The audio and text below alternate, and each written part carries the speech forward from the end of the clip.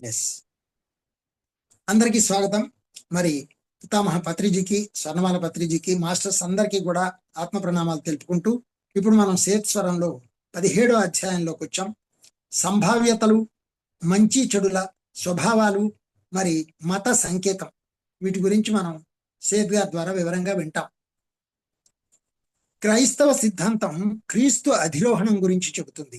స్వర్గారోహణం అనేది ఒక ఊర్ధ్వముఖంగా సూచింపబడింది. ఆత్మ వికాస సంబంధిత చర్చను దిశాపరం చేస్తుంది. దారుణమైన మత సంబంధ శిక్షలు, నరకం లాంటివి అన్ని దిగువన ఉండగా ప్రగతి అంటే ఊర్ధ్వముఖ ప్రయాణం. అందుకే మనకి ముఖ్యంగా కూడా ధ్యానం అంటే ఏంటంటే ఉన్న చోటు నుంచి మరి ఇంకా కూడా ఎదగడం, ఊర్ధ్వంగా. అంటే మరి దాన్ని ఏమంటాం మనము? ప్రగతి అంటాం. ఇంకా ఏంటి, అసలు ఆ ప్రగతిని సాధించడానికి కావాల్సిందంతా ఉన్న చోట ఉండడం అసలు ముఖ్యమైనది. ఉన్న చోటనే ఉండి ఉన్నతంగా ఎదగడం, అదనమాట ముఖ్యమైనది.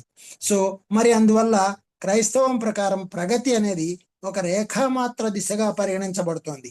అంటే అది ఎల్లవేళలా ఒక క్షితిజ సమాంతరాన్వయంలో ఆలోచింపబడలేదు. నిన్న మనం ఇంగ్లీష్ సెషన్లో ఒక విషయం చెప్పుకున్నాం చివరిలో. ఎన్లైటన్మెంట్ అనేది ఏదో వచ్చేసి వెళ్ళిపోయేది కాదు, లేకపోతే ఒకసారి వచ్చి అలా ఉండిపోయేది కాదు. Enlightenment is a continuous process. Every moment, ప్రతి క్షణం జరుగుతూ ఉండేదే ఎన్లైటన్మెంట్ అనే ఎరుకలో ఉండడమే అసలైన ఎన్లైటన్మెంట్ అనమాట. పరిణామం అనే దానికి గల ప్రబలమైన అర్థమే ఈ సిద్ధాంతాన్ని చాటి చెప్పింది. అదేమిటంటే ఒక క్రమ పద్ధతిలో, ఒక రేఖామాత్ర దిశలో మనిషి కోతి నుంచి పుట్టాడు అని క్రీస్తు పక్కదారుల్లోకి అదృశ్యమైపోవలసిన వాడు. వర్తమానం యొక్క అంతర్గత వాస్తవికత మనిషిలో వేర్ల మాదిరి పాతుకుపోయిన భావనలకు తగ్గట్టుగా అతనికి అర్థమయ్యేలా చెప్పబడింది. ప్రగతి అన్ని దిశల్లోనూ జరుగుతుంది. ఆత్మ అనేది ఒక్కో మెట్టు అధికతర అభివృద్ధికి ప్రాతినిధ్యం వహించే కొన్ని వరుస మెట్లను ఎక్కేసేయదు. ఆత్మ అనేది అసలు ఆత్మ అంటే కూడా మనం చెప్పుకున్నాం, అది ఒక ముద్ద లాంటిది కాదు, లేకపోతే ఒక వస్తువు లాంటిది కాదు, మన లోపల ఎక్కడో ఒక మూలన ఉండేది కాదు. ఆత్మ అంటేనే కాన్షస్ అంటేనే చేతన, చైతన్యము. అది కంటిన్యూస్ గా క్రియేటర్ గా ఉండిపోతూ ఉంటుంది. ఎప్పటికప్పుడు అది మార్చుకుంటూ ఉంటుంది. ఇంకా ప్రగతిని సాధించడానికి అలా అలా ప్రవహిస్తూ ఉంటుంది. అంటే ప్రవహిస్తూ ఉంటుందంటే మనకు అర్థమవుతుందని ఆ పదం వాడుకుంటున్నాం అంతే. ఆత్మ దాని కేంద్రంలో అదే నిలబడి దాని సామర్థ్యాలను అన్ని దిక్కులకు ఒకేసారి పంపుతూ, అన్వేషిస్తూ, న్యాయబద్ధమైన సృజనాత్మకమైన విషయాలలో పాలు పంచుకుపోతూ ఉంటుంది. వాస్తవిక సంభావ్యత వ్యవస్థలు ఆత్మ స్వభావాన్ని మీకు వివరిస్తాయి. సంభావ్యత వ్యవస్థలు అంటే ప్రాబబుల్ స్టేజెస్ అండ్ స్టేట్స్. వర్తమాన మత భావనలలో అది చాలా మార్పులు తేవాలి. ఈ కారణంగా మంచి చెడుల స్వభావం అనేది చాలా ముఖ్యమైనది. ఒక విధంగా ప్రస్తుతం మీకు మింగుడు పడని విధంగా చెడు అనేది లేనే లేదు. అయితే మీకు తారసపడేవి ఏమిటంటే చెడు ఫలితాలు. తరచుగా ఏం చెప్పబడిందంటే దైవం గనుక ఉంటే దయ్యం ఉండి తీరాలి. మనం అనుకున్నాం మొన్న, ఇవాళ ఉన్నటువంటి ఒక పండు లేదా ఇవాళ ఒక వండి పెట్టుకున్న పదార్థము రేపటికి, ఇవాళ మంచిగా ఉన్నది, తాజాగా ఉన్నది, రేపటికి చెడిపోతుంది కదా, మంచి చెడుగా మారుతోంది. చెడు మంచిగా ఎప్పుడు మారుతుంది? అది తీసుకెళ్లి ఎరువుగా వేసినప్పుడు మళ్ళీ పండిస్తుంది. కాబట్టి అక్కడ మంచి చెడు అనేది ఒక స్టేట్ మాత్రమే తప్ప కాన్స్టెంట్ గా ఉండేది కాదు. ఇది వస్తుపరంగా. దీన్ని మనము మన యొక్క గుణాలకు కూడా అప్లై చేసుకోవచ్చు. ఎలా అంటే ఇప్పుడు హిరణ్యకశిపుడు చెడ్డవాడు, రావణాసుడు చెడ్డవాడు అని మనం అనుకుంటున్నాం. వాళ్ళు ఎందుకు చెడ్డవాళ్ళుగా సెలెక్ట్ చేసుకున్నారో ఆ కథలు మనకు తెలుసు. ఆ చెడుతోటే వాళ్ళు చెడ్డవాడిగా మీరు అనుకోండి, మేము మాత్రం పరమాత్మకి దగ్గర అవడం కోసం మేము ఈ మార్గం ఎంచుకున్నాం అంటారు వాళ్ళు. అందువల్ల మనం ఆ మార్గంలో వెళుతున్న వాళ్ళని ఎవరిని కూడా ఊరికే ద్వేషించడమో లేకపోతే తక్కువగా చూడడమో మనం చేయకూడదు అన్నమాట. అలాగే మంచి అనేది ఉంటే చెడు ఉండాలి. ఇది ఎలా ఉంటుందంటే యాపిల్కి పైభాగం ఉంది కాబట్టి అడుగు భాగం కూడా ఉండే తీరాలి అన్నట్టు. నిజానికి మొన్న మనం ఇక్కడ దాకా చదువుకున్నాం. రెండు యాపిల్లో భాగాలే అన్నది అర్థం చేసుకోలేక మనం అలా అనుకుంటాం. వెనుకకు ప్రాథమిక విషయాలలోకి వెళతాం. మీరు మీ ఆలోచనలతో, అనుభూతులు, మానసిక చర్యలతో వాస్తవికతను సృష్టిస్తారు. వాటిలో అన్నిటికంటే ముఖ్యంగా గుర్తుపెట్టుకోవాల్సింది ఏంటంటే మన ఆలోచనలే మన పరిసరాలు మన పరిసరాలు అంటే చుట్టూ ఉండేవి, పక్కన ఉండేవి, ఎదురుగా ఉండేవి అని మనం అనుకుంటున్నాం. కానీ ఆలోచనలే మన పరిసరాలు. అంటే ఈ పరిసరాలని కూడా మన ఆలోచనల యొక్క రూపాలే, మన ఆలోచన ద్వారా మనం ఏర్పరచుకున్నవే. అందుకే ఎవరి వాస్తవానికి వారే సృష్టికర్తలు అనే దానికి ఇది ఒక చిన్న ఎక్స్ప్లెనేషన్ మాత్రమే, వివరణ. వాటిలో కొన్ని భౌతిక వాస్తవికతను పొందుతాయి, మరికొన్ని సంభావ్యత వ్యవస్థలలో యథార్థ స్థితిని పొందుతాయి. అసంఖ్యాకమైన ప్రత్యామ్నాయాలు, కొన్ని ఎక్కువ కొన్ని తక్కువ అనుకూలత కలిగినవి మీ ముందు ఉంచబడతాయి. మరి అందుచేత ప్రతి వాస్తవికత మీ మానసిక చర్య అని, దాని బాధ్యత కూడా మీదే అని అర్థం చేసుకోవాలి. మరి ఈ నిర్దిష్టమైన వాస్తవికతలో అందుకోసమే మీరున్నారు. దయ్యం అనే దానిని మీరు మీలాగే నమ్ముతున్నంత కాలం వాస్తవంగా దాన్ని సృష్టించుకోవడం కొనసాగుతూనే ఉంటుంది.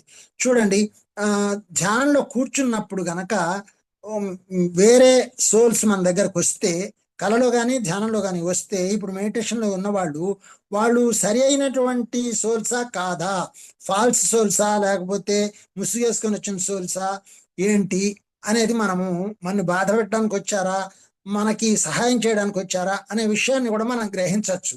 సో ఇప్పుడు మా ఫాదర్ వచ్చారు, అలా చెప్పారు అంటే ఏంటనమాట, నేను చాలా మంచిగా ఉన్నాను ఈ లోకంలో, నువ్వు నా గురించి విచారించక్కర్లేదు అని చెప్పడానికే కాకుండా నాకు ఇంకో మెసేజ్ కూడా ఇచ్చారు. చెప్పకుండానే ఒక మెసేజ్ ఇచ్చారు. మేము ఎప్పటి నుంచో మా నాన్నగారు రాసిన పుస్తకం ఒకటి, అది కాపీ దొరకట్లేదు. ఒక కాపీ ఉంది, కొన్ని పేజీలు పోయాయి, దాన్ని తిరిగి ప్రింట్ చేయాలని చూస్తున్నాం. రామాయణాన్ని మా నాన్నగారు రాశారు. ఆ రామాయణం అప్పుడు ఒక హెడ్ మాస్టర్ గారు ప్రింట్ చేశారు, దాన్ని 1000 కాపీలు వేశారు. అవి అయిపోయినాయి. లాస్ట్ కాపీ ఒకటి ఎక్కడో దొరికింది, అలా ఉంచితే దాంట్లో కొన్ని పేజీలు పోయాయి. అది ఇప్పుడు ఆయన సెంటినరీ ఇయర్ లోపల ప్రింట్ చేయాలనేది నా ఉద్దేశం. అందువల్ల దాని గురించి ఆయన వచ్చి అలా చెప్పారనమాట. చూడండి ఎలా ఉంటుందో దయ్యం అనే దానిని. అలాగే కొన్ని సోల్స్ నా దగ్గరకు వచ్చినప్పుడు వాళ్ళని నేను కోపడి, మీరు వెళ్ళిపోవచ్చు ఇక్కడ నుంచి, మీకు ఇక్కడేం పని లేదు, మీ లోకంలోకి మీరు వెళ్ళండి, మీరు నాకు చేయాల్సిన సహాయం ఏం లేదు అని గట్టిగా వాళ్ళని మందలించి పంపించడం కూడా జరిగింది. సో అలా మనకి ధ్యానం వలన తెలుస్తుంది అన్నమాట. అంతేకాకుండా తెలియని వాళ్ళు అడగచ్చు కూడా, ధ్యానంలో అడగడం కూడా ఒకటి ఉంటుంది. మీరెవరు ఏంటి, మీరు కనుక నిజంగా అదే అయితే నాతో కూర్చొని ధ్యానం చేయండి. దేవుడి రూపంలో, బాబాల రూపంలో, స్వామీజీల రూపంలో, గురువుల రూపంలో వస్తారు మనకి. వాళ్ళు అవునా కాదా అని మనకు డౌట్ ఉంటే అడిగితే కనుక వాళ్ళు ఖచ్చితంగా ధ్యానం చేయమనగానే ఆ సోల్స్ మాయమైపోవడం జరుగుతుంది. ఇది సేత్ యొక్క మెడిటేషన్లో ఒక పార్ట్ అనమాట. సేత్ పద్ధతిలో అది ఎంతో మందికి అలా జరిగింది. నేను అడగాల్సిన అవసరం లేకుండానే నేను గ్రహించుకునే శక్తి నాకు కలిగి వాళ్ళ బిహేవియర్ని బట్టి వాళ్ళని పంపించడం జరిగింది. సో కాబట్టి ఈ ఎగ్జాంపుల్ని మనం గుర్తుపెట్టుకోవాలి. కాలం ఒక వాస్తవంగా దానిని సృష్టించుకోవడం కొనసాగుతూనే ఉంటుంది. ఏది, దయ్యం అనే దాన్ని మనం నమ్ముతున్నప్పుడు ఆ దయ్యం అనేది ఉన్నట్టుగా మనం ఆ దయ్యాల్ని మనం సృష్టించుకుంటాం. నిజానికి ఆ దయ్యాలు లేవు. దయ్యాలన్నీ కూడా మన భయాలు, మన లోపల ఉండేటువంటి అనేకమైనటువంటి ఫీలింగ్స్ మాత్రమే. అది మనం ఎలా అనుకుంటే అలా అవి మనకు వస్తాయి. ఇతరులు దానికి ఇచ్చే శక్తి వలన దానికి సొంత చేతన కొంత ఏర్పడుతుంది. సో మనం దానికి ఎనర్జీ ఇవ్వటం వల్లనే అది ఆ రూపకంగా వస్తుంది. ఇప్పుడు మనకి లైఫ్లో మనం కష్టపెట్టిన వాళ్ళు, బాధ పెట్టిన వాళ్ళు కొందరు ఉండి, పెద్దవాళ్ళు వాళ్ళు చనిపోతే వాళ్ళు వచ్చినప్పుడు మనం భయపడతాం. సో అందువల్ల కారణం ఏంటనమాట, వాళ్ళతో మనం ఆనందంగా లేము, అప్పుడు సంతోషంగా గడపలేదు. అందువలన మనం భయపడతాం వాళ్ళ యొక్క వైబ్రేషన్స్కి. కాబట్టి అది మన భయం వల్ల మనం సృష్టించుకున్నదే. దాన్ని మనం ధ్యానం చేయడం వల్ల దాన్ని పోగొట్టుకోవడానికి అవకాశాన్ని మనం తీసుకుంటాం అనమాట. అయితే దాని అస్తిత్వం పట్ల నమ్మకం లేని వాళ్లకు ఈ మిథ్యా దయ్యపు శక్తి, వాస్తవికతలు ఎంత మాత్రం పరిగణనలో ఉండవు. అదనమాట. ఎవరైతే నమ్మరో వాటిని అప్పుడు మనకేమి అవి పనిచేయవు మన పట్ల. అది ఒక ఉత్కృష్టమైన భ్రాంతి అంతే. లోగడి చెప్పిన విధంగా నరకంలో నమ్మకం ఉన్నవారు, వారి నమ్మకాలు దాంతోనే ముడిపెట్టుకున్నవారు తప్పక ఆ నరకానుభవాన్ని పొందుతారు. అయితే శాశ్వతంగా కాదు. ఏ ఆత్మ శాశ్వతంగా అజ్ఞానంలో ఉండదు. కాబట్టి ఎవరైనా సరే వాళ్ళ అనుభవం ద్వారా ఆ యొక్క భయాన్ని, ఆ నమ్మకాన్ని పోగొట్టుకొని దాంట్లో నుంచి బయటికి రావటం జరుగుతుంది. అంతేకాకుండా మనం ఒక విషయం బాగా గుర్తుపెట్టుకోవాలి ఏంటంటే, ఇప్పుడు మొత్తం ఆత్మలోని భాగమే. అందరూ చుట్టూ ఉన్న వస్తువులు, మనుషులు, జంతువులు అన్నీ మన ఆత్మలోని భాగమే. వస్తువులు, ప్రాణులు అన్నీ మన ఆత్మలోని భాగమే. కానీ దేని యొక్క ఇండివిజువాలిటీ అంటే అహం అనేది ఏదైతే ఉందో అది కూడా తిరిగి దాంతో కలిసేది కాదు. కేవలము దాని యొక్క ప్రగతిని అది తనదైన కోణంలో బహుముఖీనంగా అది పెంచుకుంటూ పోతుందే తప్ప ఇంకో దాంతో పూర్తిగా కలవడం అనేది ఉండదు. అందుకే సేతు కూడా చెప్తారు, నేను ఇప్పుడు మీతో మాట్లాడుతున్నాను ఈ రకంగా ఫలానా వారి ద్వారా, అంటే వారు వారి ప్రగతి కోసము నేను నా ప్రగతి కోసము పని చేసుకుంటున్నామే తప్ప మరి ఇంకోటేమీ కాదు. కాబట్టి ఇట్లా 10 మందితో కలిసి పంచుకుంటున్నప్పటికీ అందరూ నేనే అయినప్పటికీ నాదైన ఒక ఉనికి, దాని యొక్క ప్రగతి నాకే ఉంది. అలాగే ఎవరిది వారికే ఉంది. భార్య అయినా, భర్త అయినా, కొడుకైనా, బిడ్డ అయినా ఎవరి ఆత్మ ప్రగతి వారిదే. కాకపోతే అందరూ నా నేనులోని భాగాలే. ఒకరికొకరు ఆ ప్రగతి కోసం సహాయం చేసుకుంటున్న వాళ్ళమే. బాధ పెట్టినా సంతోష పెట్టినా మొత్తానికి జరుగుతుంది మాత్రము సహాయమే. మరి నిజానికి అలాంటి నమ్మకాలు ఉన్న వారిలో సర్వస్వం అదే అయిన దాని యొక్క ఆత్మ యొక్క చేతన యొక్క స్వభావం పట్ల ఉండవలసిన గాఢ విశ్వాసం లోపించింది.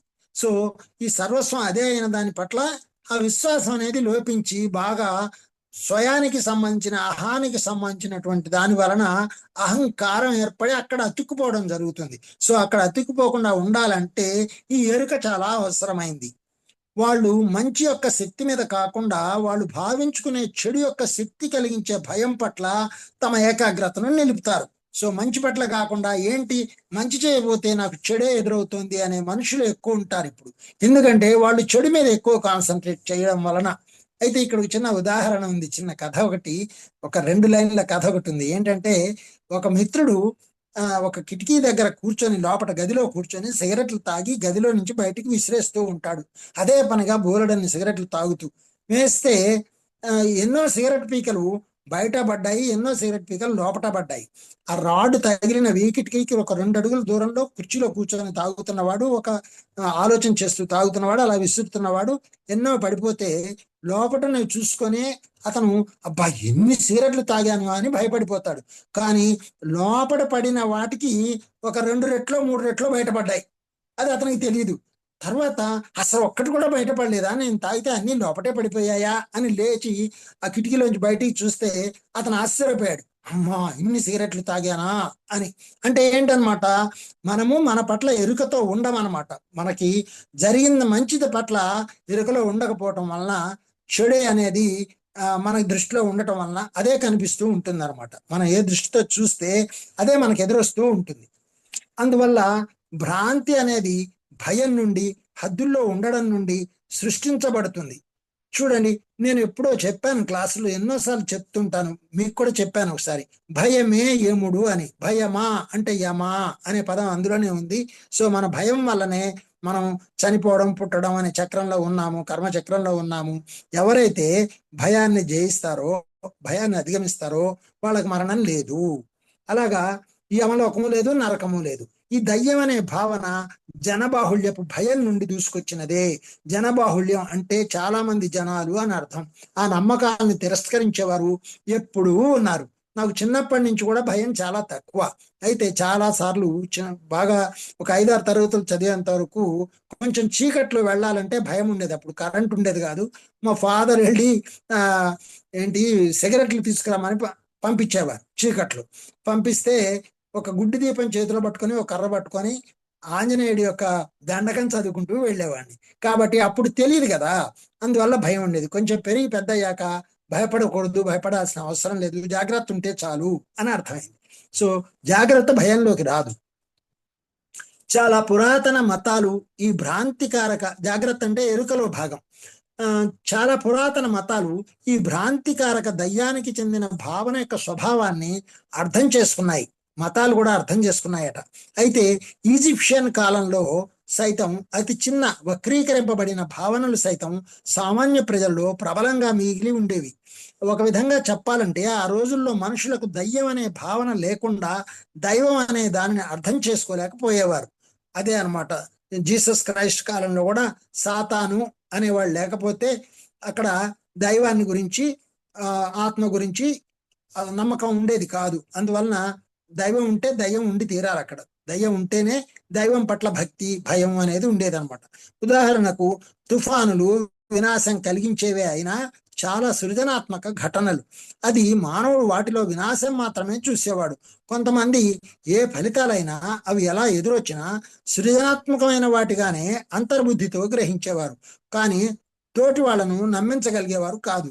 ఇప్పుడు మనం ఉన్నాం, ఉదాహరణకి మాకు వచ్చినటువంటి జ్ఞానంతో మనం ఏమనుకుంటాం, ఎక్కడ ఏది జరిగినా అంతా మనమే క్రియేట్ చేసుకున్నాం, మనమే నాశనం చేసుకుంటున్నాం, మనమే పుట్టించుకుంటున్నాం, అందువల్ల దేని గురించి ఆందోళన చెందాల్సిన అవసరం లేదు అని.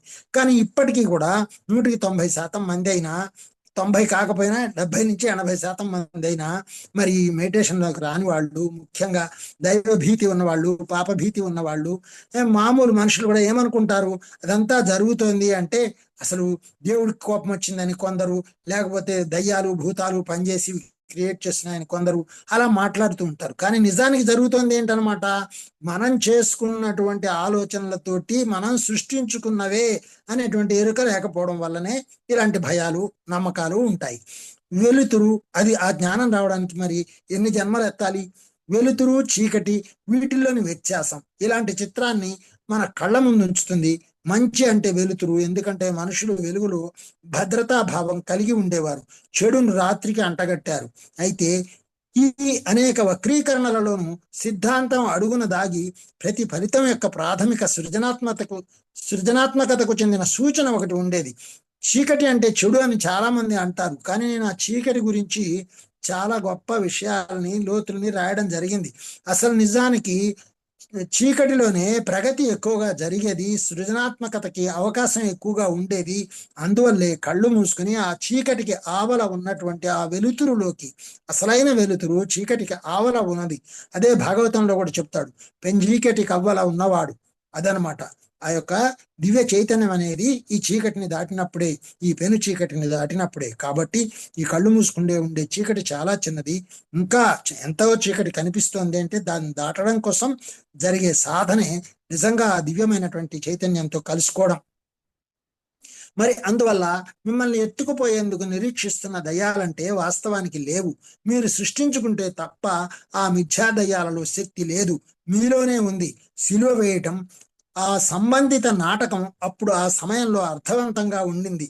సో ఆ క్రీస్తు సిలువ వేయటం అనేది కూడా ఒక నాటకం లాంటిది, అర్థవంతంగా ఉండింది. మీ అంతర్బుద్ధి అంతర్దృష్టి ఏ అంతర్గత వాస్తవికత నుండి అయితే పుడుతున్నాయో ఆ చోటు నుండి అది భౌతిక యథార్థతలోకి ఎగసి వచ్చింది. అప్పుడు ఆత్మకు నాశనం లేదన్న లోతైన అభౌతిక జ్ఞానాన్ని భౌతికంగా తెలియజేయగల ఘటనలను మానవ జాతి రంగం మీదకి తెచ్చింది. అంటే జీసస్ క్రైస్ట్ అనేది ఒక నాటకం, కృష్ణుడు అనేది ఒక నాటకం, రాముడు అనేది ఒక నాటకం. అంటే ఇవన్నీ ఎందుకు వచ్చాయి, ఈ నాటకాలు ఎందుకు జరిగాయి అంటే తద్వారా ఆ నాటకాన్ని మనం క్రియేట్ చేసుకొని దానికి తగినటువంటి జ్ఞానాన్ని పొంది మన మార్గాన్ని సుగమం చేసుకొని మనం ప్రశాంతంగా మళ్ళీ అలాంటి కష్టాలని బాధల్ని సృష్టించుకోకుండా, అవన్నీ ఎందుకు వచ్చాయి అంటే మనం సత్యంతో ఉండడం కోసం నేర్పడానికి వచ్చిన నాటకము అనే ఎరుకను కలిగించడం కోసం ఈ నాటకాలు జరిగాయి. మనకు మనమే సృష్టించుకొని నేర్చుకున్నాం. ఈ నిర్దిష్టమైన నాటకం మీ సొంత వాటికన్నా భిన్నమైన మూల భావనలు గల ఇతర వ్యవస్థల వారికి అర్థవంతంగా అనిపించవు. మనం ఇది నాటకం అంటే వాళ్ళకి అర్థవంతంగా అనిపించదు. విభిన్నమైన యాంత్రిక గ్రహింపులు గల ఇతర వాస్తవికతల వారికి ఈ అవరోహణ, అవతరణ, వెలుతురు, చీకటి అనే సంకేతాలు అర్ధరహితమైనవి. మీ మూలాలు శాశ్వతమైన సత్యం అనే కంటే చుట్టూ నిర్మించబడి ఉండగా అంతర్గత నేను ఉపయోగించబడిన సంకేతాత్మకతను వంచనాపూర్వకంగా ఎంపిక చేసుకుంటుంది. మరి ఈ భౌతిక విశ్వంలో మీరు ప్రాముఖ్యంగా పట్టి ఉంచుకునే మూల భావనల పట్ల దానికి ఉన్న జ్ఞానాన్ని అనుసరించే ఈ ఎంపిక జరుగుతుంది. అయితే ఇతర సమాచారం, ఉదాహరణకు స్వప్నాలలో సైతం మీకు అదే సంకేతాలతో అందించబడుతుంది. సంకేతాత్మకతను మాత్రం అంతర్గత నేను ఉపయోగించుకుంటుంది. నిజానికి అది అంతర్గతంగా అంతర్గత వాస్తవికతకు చెందినది కాదు. మనం చూడండి, ఇప్పుడు నేను చెప్పాను మీకు, మా నాన్నగారి గురించి నేను చెప్పాను, మీ నాన్నగారి గురించి మీరు చెప్పారు, మనమంతా ఒకే ప్రాంతం వాళ్ళమని, మనమంతా ఇలా ఉన్నామని, మనం ఎలా కలిసాము, ఈ నాటకంలో మనమంతా ఇలా ఆడుకోవడానికి వచ్చాము, తెలుసుకోవడానికి వచ్చాము అని. సో మా నాన్నగారిని ఎవరు సృష్టించారు? నేనే సృష్టించుకున్నాను. సో ఆయన ఇప్పుడు 95 సంవత్సరాలు ఎందుకు వచ్చి చెప్పారు, తర్వాత ఏం చేయాలో నేను ఆలోచించాను. ఆయన సెంటినరీ ఇయర్ లోపల ఆయన పుస్తకాన్ని తీసుకురావాలనేది నా లోపల ఉంది కాబట్టి ఆయన యొక్క రూపం అలా వచ్చి నేను చాలా గట్టిగా ఉన్నాను, నా పుస్తకం ప్రింట్ చేయాలి అని ఎవరు చెప్పారు? నా లోపల ఉన్న నేనే అలా వచ్చి మాట్లాడుకున్నాను అనమాట. కాబట్టి అలా మనం ప్రతి ప్రతి ఆలోచనని మనం వాస్తవీకరించుకొని పనిచేస్తున్నాము అనేటువంటిది మన ఆలోచనలకు తగ్గట్టుగానే మన ముందు జరుగుతున్నాయి. అంతేకాదు ఎన్నో అసలు నిజంగా కూడా ఇందాక ఈరోజు మార్నింగ్ కూడా ఒక మిత్రుడికి నేను ఫోన్ చేశాను. చేస్తే, సార్ నేను మీకు ఫోన్ చేయాలనుకుంటున్నాను, మీరే చేశారు అన్నాడు. చూడండి, తర్వాత చాలా మంచి ప్రాముఖ్యం ఉన్న కార్యక్రమంలో మీతో పాలు పంచుకోవాలి, మీరు దాన్ని నడపాలి, దానికోసం మీకు నేను ఫోన్ చేయాలనుకుంటే మీరు నాకు చేయడం చాలా ఆశ్చర్యంగా ఉంది అన్నాడు. సో కాబట్టి ఎవరు క్రియేట్ చేసుకున్నారు ఇవన్నీ? మీకు ఇంతకుముందు కూడా మనం అనుకున్నాం, ఎప్పుడైతే మనం గట్టిగా అనుకుంటామో మన సంకల్పం ఒకటి లోపల ఉన్నప్పుడు దానికి సంబంధించినవి, మన ఇష్టాలకు సంబంధించినవి, అయిష్టాలకు సంబంధించిన అన్నీ కూడా, భయాలకు సంబంధించిన అన్నీ కూడా ఆ రూపంలో మన దగ్గరకు వస్తాయి. కాబట్టి ఇప్పుడు మనకు భయం లేదు కాబట్టి ఒక ఇష్టము, ఒక సంకల్పము, ఒక బలము, ఒక కార్యకారణ సంబంధంతో ముందుకెళ్తున్నాం కాబట్టి దానికి సంబంధించిన అనుభవాలన్నీ మన ముందుకు రావటం జరుగుతుంది అనమాట. సో అందుకని ఆనందంగా ముందుకెళ్తూ ఉంటాం, ఆశ్చర్యం కూడా పొందుతూ ఉంటాం కొంచెం కొంచెం. సంకేతాత్మకతను మాత్రం అంతర్గత నేను ఉపయోగించుకుంటుంది. సో ఈ యొక్క సంకేతాత్మకతను అంతా కూడా, మనకు జరుగుతున్నదంతా కూడా మనలో ఉన్నటువంటి ఆ నేను ఏదైతే ఉందో గట్టిగా ఉపయోగించుకుంటుంది చక్కగా. నిజానికి అది అంతర్గతంగా, అంతర్గత వాస్తవికతకు చెందినది కాదు, అది నిజానికి దానికి చెందింది కూడా కాదు అని చెప్తున్నారు. మరి అయితే ఏంటో చూద్దాం. మీ గ్రహింపు యాంత్రిక వ్యవస్థలకు ఎంతో భిన్నమైన గ్రహింపు వ్యవస్థలు గల సంభావ్యత వ్యవస్థలు ఉన్నాయి.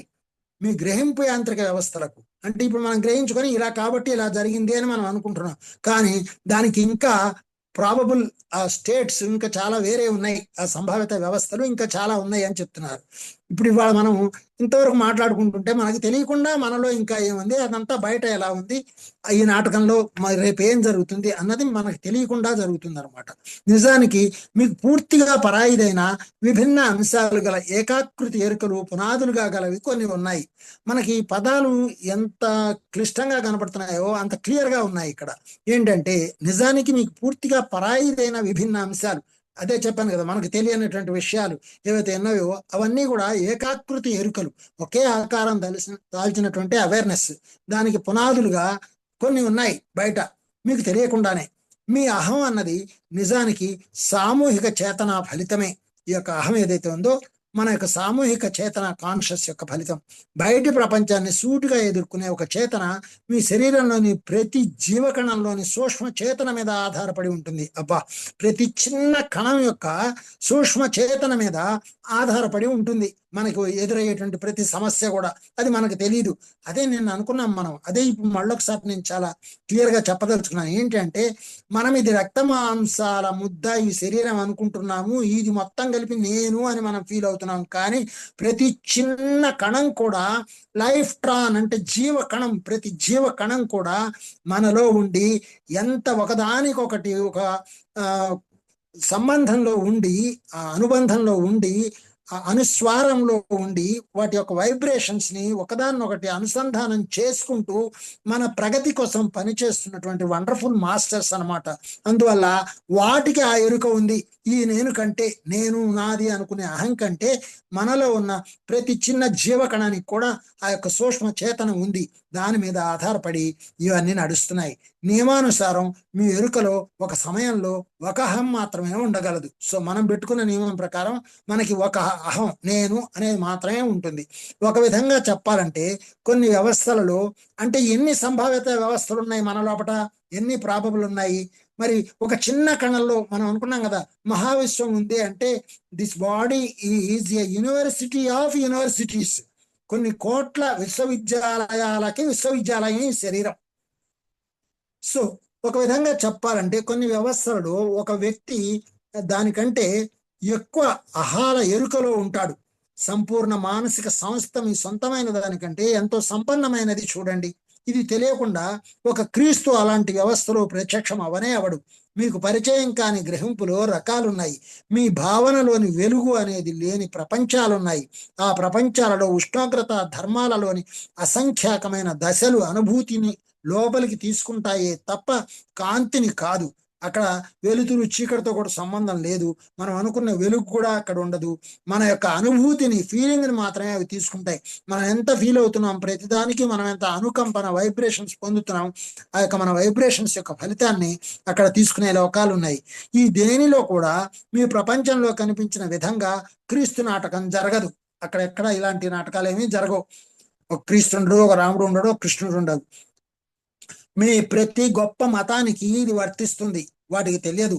లోగడ చెప్పిన విధంగా వాస్తవికత స్వభావ వివరణకు దగ్గరగా వచ్చేవారు బౌద్ధులు మాత్రమే.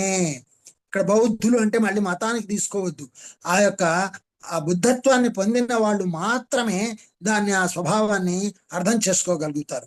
అయితే మరి వారికి ఆత్మ యొక్క అద్భుతమైన అభేద్యత పరంగా దాని యొక్క శాశ్వత ప్రాముఖ్యం బోధపడలేదు. వాళ్ళకు కూడా దాని యొక్క శాశ్వత ప్రాముఖ్యం ఇంకా బోధపడలేదు. అందువలన అంటే సేత్ ఎక్కడి నుంచి మాట్లాడుతున్నారో చూడండి. అసలు సేత్ అంటే నేను నిన్న చెప్పాను, అసలు నిజంగా మాట్లాడుతున్నప్పుడు ఎలా కనెక్ట్ అయ్యి వస్తాయి అంటే, Seth is nothing but breath అన్నాను, SETH సేత్. ఆ TH తోటి సే అంటే శ్వాస, సో ఆ బ్రెత్ వంతెన. సేత్ అంటే వంతెన కదా, ఈ శరీరానికి ఆత్మకి ఉన్నటువంటి వంతెన బ్రెత్, కాబట్టి Seth is nothing but breath అని చెప్పడానికి నాకు అక్కడ హనుమంతుడు కనిపించడం జరిగింది.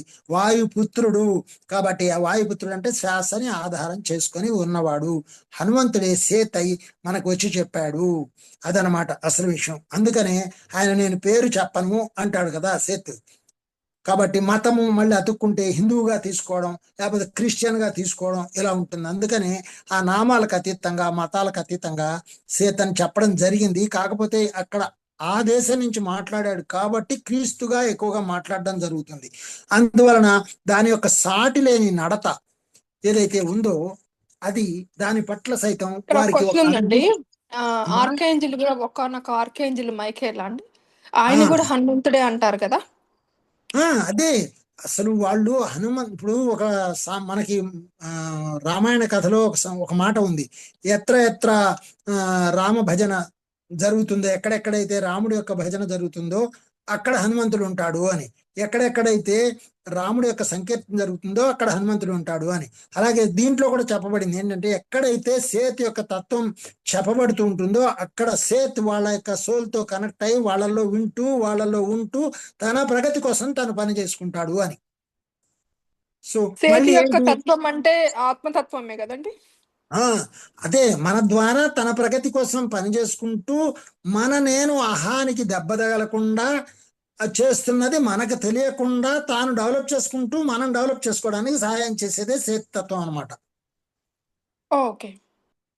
సో సైతం అంటే ఇప్పుడు నేను చేసే పనులు, ఫ్యామిలీకి సంబంధించిన, ఉద్యోగానికి అవన్నీ మనం చేసుకుంటూనే ఈ పని చేస్తున్నావా లేదా? కాబట్టి అట్లా మనకి దెబ్బ తగలకుండా మన ద్వారా ఆయన పనిచేస్తూ ఉంటారనమాట. అదే మరి అందుకనే పత్రిజీ ఈ పుస్తకాన్ని రిలీజ్ చేసినప్పుడు కూడా ఇది చాలా గొప్ప లోతైనటువంటి జ్ఞానం, దీన్ని అందుకోవడం అంత తేలిక కాదు, చాలా చక్కటి పుస్తకం చేశారు అన్నారు అనమాట. ఆయనే కదా చేయించింది. మరి క్రీస్తులాగే బుద్ధుడు కూడా మీ సొంత వాస్తవికత పరంగా తనకు తెలిసింది దాదాపు వ్యాఖ్యానించాడు. మీ సొంత భౌతిక వాస్తవికతను మాత్రమే కాకుండా సంభావిత భౌతిక వాస్తవికతను కూడాను క్రీస్తులాగే బుద్ధుడు కూడా ఎన్నో విషయాలు చెప్పడం జరిగింది మనకి. మతాల వెనుక ఉన్న అన్ని పద్ధతులు రహస్య పద్ధతులే. అన్ని అసలు మనిషిని ఈ సంకేతాలు, కథలకు దూరంగా ఉండే అవగాహన పరిధిలోకి తీసుకువెళ్లేందుకు, అంటే తనకు పరిచయం ఉన్న భౌతిక ప్రపంచం లోపలికి మరి వెలుపలకు తీసుకువెళ్లే అంతర్గత గ్రహింపులలోకి ప్రయాణం చేయించేందుకు ఉపయోగపడాలి. అయితే ఇంకా బోలెడన్ని వ్రాతప్రతుల్ని కనుగొనవలసి ఉంది. ప్రత్యేకించి స్పెయిన్లోని పురాతన మతాలయాలలోని వ్రాతప్రతులు ఇంకా కనుగొనబడలేదు. ఇవి ఇతర మతాధికారాల పురాతన లాటిన్ వ్రాతప్రతుల నకళ్ళ తయారు చేస్తున్నప్పుడు ఈ రహస్యాలను కాపాడిన మత శ్రేణులలోని రహస్య సముదాయాల గురించి చెబుతాయి. అంటే ఇంకా ఎంతో సబ్జెక్ట్ ఏదైతే ఉందో ఆ సంప్రదాయాలకి, ఆ కాలానికి సంబంధించినవన్నీ కూడా స్పెయిన్లో ఉన్నాయి, అవి ఇంకా అనువదించబడలేదని చెప్తున్నారు ఆయన. సో క్రీస్తు కాలం కంటే ఎంతో ముందే ఈ రహస్యాలు తెలిసిన, చదవటం రాయటం రాని తెగలు ఆఫ్రికా, ఆస్ట్రేలియాలలో ఉండేవి. వీరిని వక్తలు అనేవారు. వీరు ఆ రహస్యాలను వెళ్ళవేసుకుంటూ యూరప్ ఉత్తర భాగాలలో సైతం వాటి వ్యాప్తికి దోహదం చేశారు. అలాగే మన దగ్గర కూడా ఈ యొక్క రాతలు రానప్పుడు వేదాలు ఉండేవి. వేదాలు అనేవి అవి శృతము అంటే చెబితే, శృతులు అంటే వేదాలు, చెబుతుంటే వినేవి, నోటితో మౌఖికంగా గురుముఖంగా గురువు చెబుతుంటే నేర్చుకొని తిరిగి వల్లించేవి, వాటినే వేదాలు అన్నారు. వేదం అంటేనే విద్ అంటే జ్ఞానము, వేదం అంటే వెలుగు. సో జ్ఞానం అంటే వెలుగు. ఆ వెలుగును పొందడం కోసం సహాయం చేసేవే అన్ని. అవి మనకి సంస్కృతంలో ఉన్నాయని, మనకు అర్థం కావని అనుకుంటాం. మనకు అర్థం కాకపోయినా కూడా మనం వాటిని పలికితే చాలు, ఆ శక్తి మనకు వస్తుంది అంటే ఎక్కడుంది? ఆ బీజాక్షరాల్లో ఉంది. సో అందువల్ల అది అలా ప్రగతిని ఏ రకంగా, ఏ ప్రాంతంలో, ఏ మతం ద్వారా ఎంత పొందాలో అంత పొంది ఉన్నా ఆ రహస్యాలని సరైన విధంగా కాపాడబడలేదు. అందుకే కొన్ని మూలన పడిపోతూ, కొన్ని పైకి వస్తూ అలా మనం అలా ఆడుకోవడం జరుగుతూ ఉంటుంది మనతో మనం. అది బాగోలేదు, ఇది బాగోలేదు, అది కాదు, ఇది కాదు అని. క్రీస్తు కాలం కంటే ఎంతో ముందే ఈ రహస్యాలు తెలిసినా చదవటం రాయటం రాని తెగలు అలా ఉండగా ఉత్తర భాగాలలో సైతం వాటి వ్యాప్తికి దోహదం చేశారు. నిజం చెప్పాలంటే ఈ పని అయ్యేందుకు సుమారు 5 ఏళ్లు పట్టేది. దానిలో ఎన్నో పార్శ్వాలు ఉన్నాయి. ఎంతో మంది నాయకులు వివిధ దిక్కులకు వెళ్ళి వారి జనులకు బోధించారు. ప్రపంచం, ప్రజలు అనుకున్న దానికన్నా ఇంకా త్వరగా క్రైస్తవం ఆహ్వానానికి ఈ సముదాయాల వల్ల సిద్ధమైంది. అయితే అప్పటికే యూరప్ అంతటా ఆ భావనలన్నీ సమాధి చేయబడ్డాయి. ఇందాకే నేను ఒక పోస్ట్ చూశాను. అదేంటి అంటే, మత మార్పిడి చేస్తే గనక వాళ్ళకి 20 ఏళ్ళు జైలు శిక్ష అని. ఇది అన్ని దేశాల్లో, మన దేశంలో, యావత్ భారతదేశంలో పెడితే బాగుంటుంది అని దానికి కామెంట్లు రాశారు. అంటే ఏంటంటే వాళ్ళంతా ఎక్కడ అతుక్కుపోయి ఉన్నారు అసలు? మతం ఏంటి, మతాన్ని మార్చుకోవడం ఏంటి? హాస్యాస్పదంగా ఉంటుంది. చాలా ముఖ్యమైన భావనలన్నీ కోల్పోవటం జరిగింది. క్రియాశీల జీవన విధానం పట్ల శ్రద్ధ పెట్టడం జరిగింది. అంటే అర్థం చేసుకోగల నియమాలు మాత్రమే ఉండేవి. అయితే వాటికి గల కారణాలు మర్చిపోవడం జరిగింది.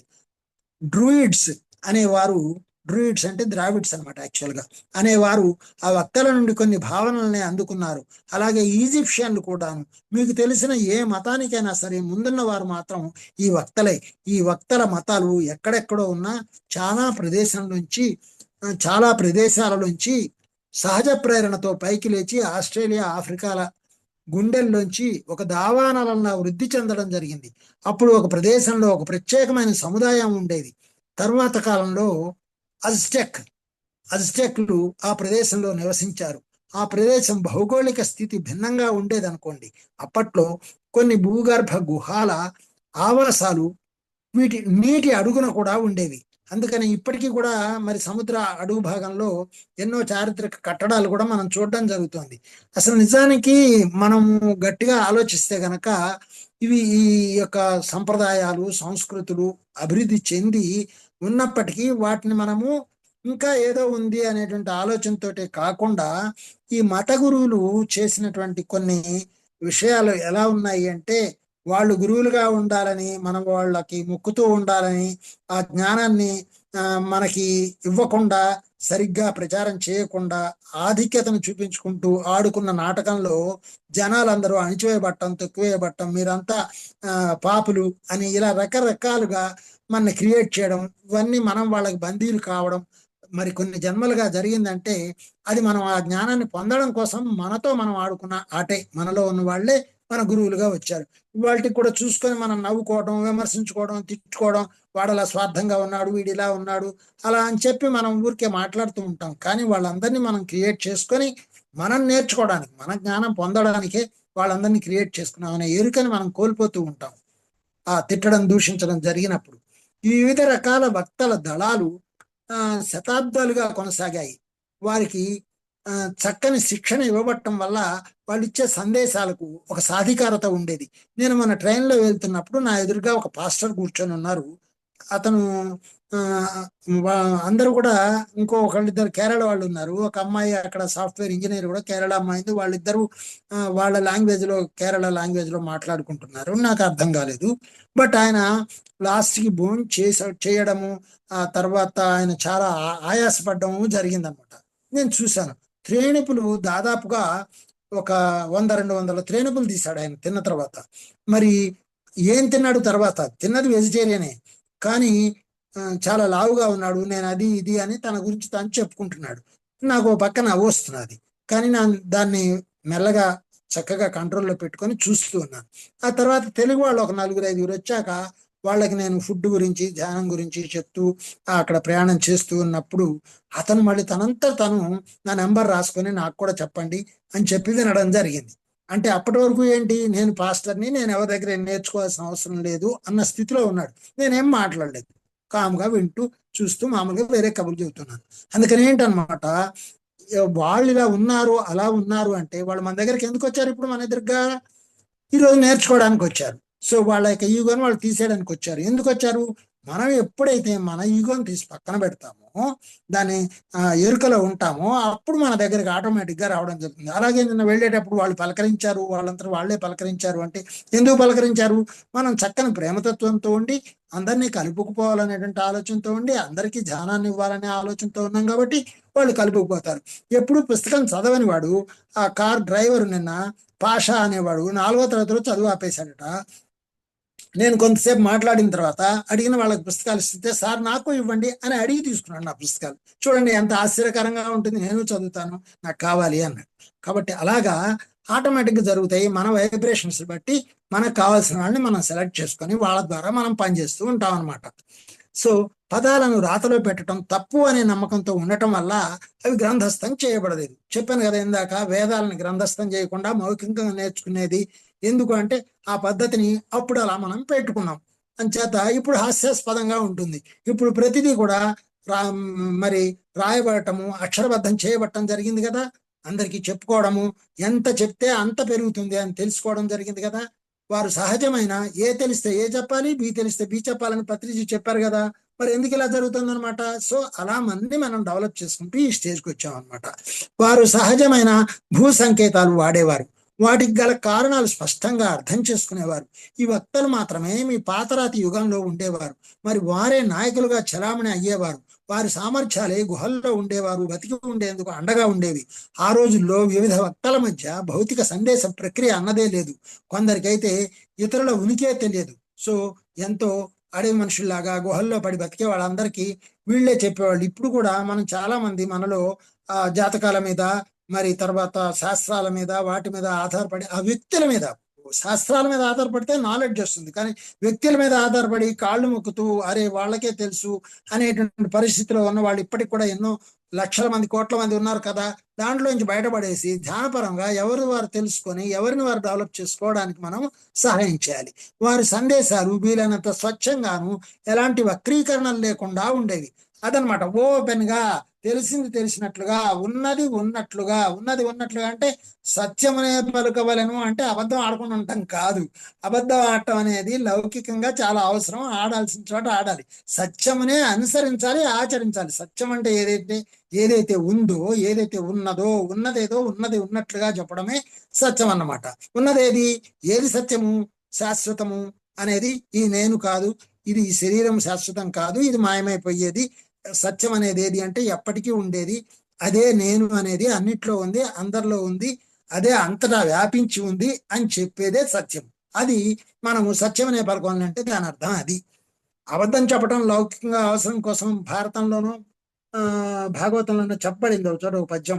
ఏదంటే మానవిత్త ప్రాణములందు, తర్వాత అత్యవసర ప్రమాద సమయములందు, అబద్ధం వివాహ సమయములందును అబద్ధం ఆడవచ్చును అని ఉంది. మరి అంటే ఏంటనమాట? ఒక పెళ్లి చేయడానికి 1000 అబద్ధాలు ఆడాలంటే అర్థం ఏంటనమాట? అంటే వాళ్ళకు ఉన్నటువంటి రోగాలు దాచిపెట్టమని కాదు, అక్కడ సందర్భాన్ని బట్టి కొన్నిటిని కవర్ చేయడానికి మాత్రమే అబద్ధం ఆడొచ్చు, ఆ ప్రమాదకర అత్యవసర పరిస్థితిలో మాత్రమే అని ఒకటి ఉందన్నమాట. సో అది ఎవరికైతే కలపబడాలో వాళ్ళ కలపబడడం కోసము, వాళ్ళ మధ్యలో ఉన్న రిలేషన్ని కాపాడడం కోసం మాత్రమే ఆ మాటలను అలా ఆడవలసి వస్తుంది అనమాట. అందువల్ల అయితే దానికి తగ్గట్టుగా నేను ఇక్కడ అబద్ధం ఆడుతున్నాను అనే ఎరుక చాలా అవసరం, అత్యవసరానికి వాడుతున్నాను అనే ఎరుక అవసరం. నేను వాడిని మోసం చేయాలి అనే ఉద్దేశం చేస్తే అది కర్మ. అత్యవసరానికి చేసి వాళ్ళని కలపడం కోసం చేస్తే అక్కడ కర్మ ఉండదు. కాబట్టి అలా ఉంటుంది. అలాగే ఇప్పుడు మనం ఇంకా లోపలికి వెళ్తే చాలా ఉంది భారత యుద్ధంలో కానీ అక్కడ కానీ ఆ విషయాలు చాలా ఉన్నాయి. అందువల్ల ఎవరైతే వాటిని విన్నారో కొన్ని శతాబ్దాలుగా వాటిని నీతి కథలుగా అనువదిస్తూనే ఉన్నారు. యూదులు మత గ్రంథాలలో కొన్ని విశిష్ట భాగాలలో ఈ వక్తల సందేశాల ఆనవాళ్లు ఉన్నాయి. అయితే అక్కడ కూడా వారి సందేశాలను వక్రీకరణలు మరుగుపరిచాయి. సో ఈ వక్రీకరణలు అంటే ఏంటనమాట, ఉన్నది లేనట్లుగా చేసి దానికి అపార్థాలు సృష్టించి వాటిని వాళ్ళకు అనుకూలంగా చేసుకునేదాన్ని వక్రీకరణ అంటాం, స్వార్థం కోసం. ఓషో ఒక చోట అంటాడు, మీరు నేను ఏం చెప్పినా ఎన్ని చెప్పినా మీరు మాత్రం ఒకటే చేస్తారు, మీరు సమర్థించుకోవడానికి, మిమ్మల్ని మీరు సమర్థించుకోవడానికి వాడుకుంటారు జ్ఞానాన్ని కూడా అంటాడు. కాబట్టి నేను చేస్తుంది రైటు అనే దానికి వాడుకుంటారు, కానీ నేను ఏం పొరపాటు చేస్తున్నాను అనేది మనం తెలుసుకోవాలన్నమాట. ఆ విషయాన్ని ఆ మాటల్లో ఎంత సున్నితంగా చెప్పడం జరిగింది ఆయన. కాబట్టి మన గ్రహింపు శక్తి మీద ఆధారపడి ఉంటుంది ఏదైనా. సో చేతన పదార్థాన్ని ఏర్పరుస్తుంది. భగవద్గీతలో ఒక చోట చెప్తాడు, గీతా మహిమ గురించి చెప్పేటప్పుడు, ఈ శ్లోకం ఒక్క శ్లోకం నేర్చుకున్నా చాలు, కనీసం ఒక ఈ 2 పదాలు నేర్చుకున్నా చాలు మీకు ఆ యొక్క ఫలం దక్కుతుంది అని. అంటే నేర్చుకోవడము అంటే అక్కడ బట్టి గుర్తుపెట్టుకోవడం కాదు, దాన్ని ఆచరించడము, ఆ భగవద్గీతని ఆచరించినట్లయితే అని. దాని నుంచే నాకు భగవద్గీత అర్థమైంది. ఎలా అంటే, నువ్వు నడిచేటప్పుడు నీ అడుగుల వెంట ఒక గీత గీస్తే వచ్చేదే భగవద్గీత అంటే అని నేను చెప్పాను. అంటే అర్థం ఏంటనమాట, నువ్వు వేసే ప్రతి అడుగు ఆచి తూచి తెలుసుకొని ఎరుకతో గనక వేస్తే అదే భగవద్గీత. సో భగవద్గీత సారం అంతా అదే కదా. అట్లా మన ద్వారా మనం ఆ అడుగులు వేస్తున్నప్పుడు మాత్రమే ఆ జ్ఞానాన్ని మనం అందించడం జరుగుతుంది అనమాట. కాబట్టి చేతన పదార్థాన్ని ఏర్పరుస్తుంది, పదార్థం చేతనను కాదు. ఇది ఇంతకుముందు కూడా మనకి ఒకసారి చెప్పారు, 2-3 సార్లు చెప్పారు.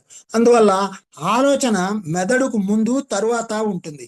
ఒక పసిపిల్లవాడు భాష నేర్చుకోక ముందు చాలా స్పష్టతతో ఆలోచించగలడు, కానీ భౌతిక ప్రపంచం మీద తన ముద్ర మాత్రం వేయలేడు. అంటే అంతర్గత జ్ఞానం ఎప్పుడూ అందుబాటులోనే ఉంటుంది, అయితే అది భౌతికంగా కనబరచబడాలి, అక్షరాల ఒక ఆకృతినివ్వాలి. వాస్తవికత వ్యవస్థ మీద ప్రప్రథమంగా ఈ అంతర్గత జ్ఞానముద్రను వేసినది, దాన్ని భౌతికంగా తెలిసేలా చేసినది ఈ వక్తలే. ఒక్కొక్కసారి కొన్ని శతాబ్దాలకు ఒకరిద్దరే వక్తలు ఉండేవారు, కొన్నిసార్లు ఎక్కువగాను ఉండేవారు. వారు చుట్టూ పరికించి చూసుకొని ఈ ప్రపంచం వారి అంతర్గత వాస్తవికత నుండి పుట్టినదిగా తెలుసుకున్నారు. ఇప్పుడు చూడండి, మన తెలుగు భాషలో, తెలుగు రాష్ట్రాల్లో చాలా గొప్ప ప్రవక్తలు, ప్రవచనకారులు అంటే చాగంటి వారు, తర్వాత గరికపాటి వారు కదా, ఇద్దరే ఉన్నారు నిజానికి. ఇంకా చాలా మంది ఉన్న ప్రసిద్ధి వహించిన వాళ్ళు వాళ్ళిద్దరే.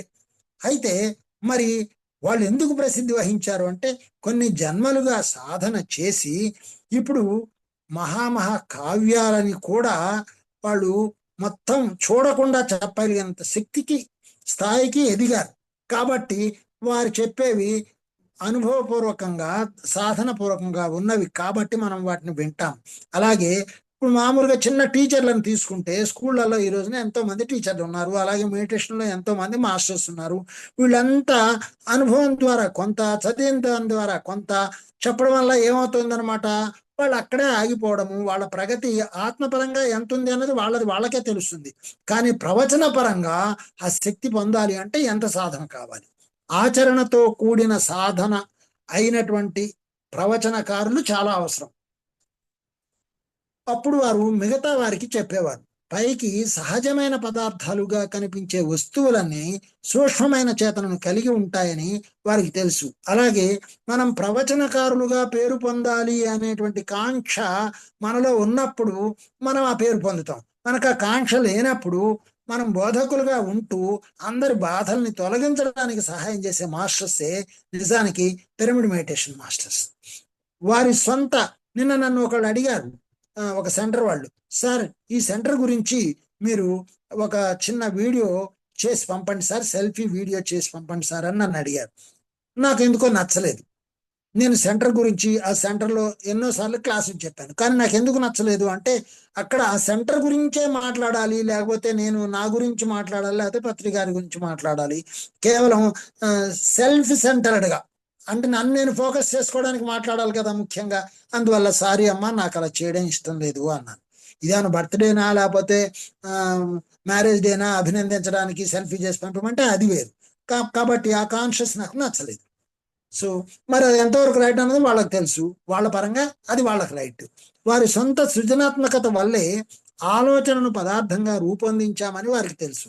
ఆ పదార్థానికి చేతన, జీవం ఉన్నాయని కూడా వారికి తెలుసు. వారున్న వాతావరణానికి వారికి నడుమ గల సంబంధం వారికి సుపరిచితమే. అందువల్ల ఆ వాతావరణాన్ని వారి చర్యల ద్వారా మార్చవచ్చన్న సంగతి కూడా వారికి తెలుసు. సో వారి యొక్క మాటల ద్వారా, వారి యొక్క చర్యల ద్వారా ఆ వాతావరణాన్ని మార్చొచ్చు అనేది ఆ యొక్క వక్తలకి ఉండేదన్నమాట.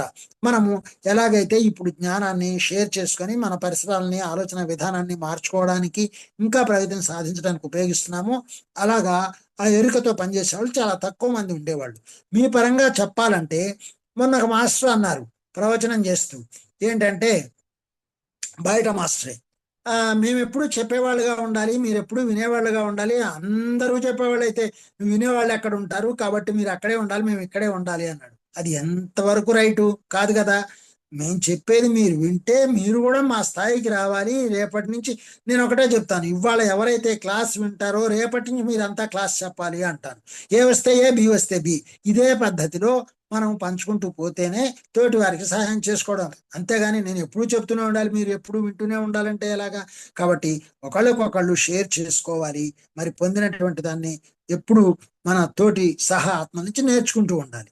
మీ పరంగా చెప్పాలంటే సాధారణంగా ఒకసారి వక్త అయినవాడు ఎప్పుడూ అంతే.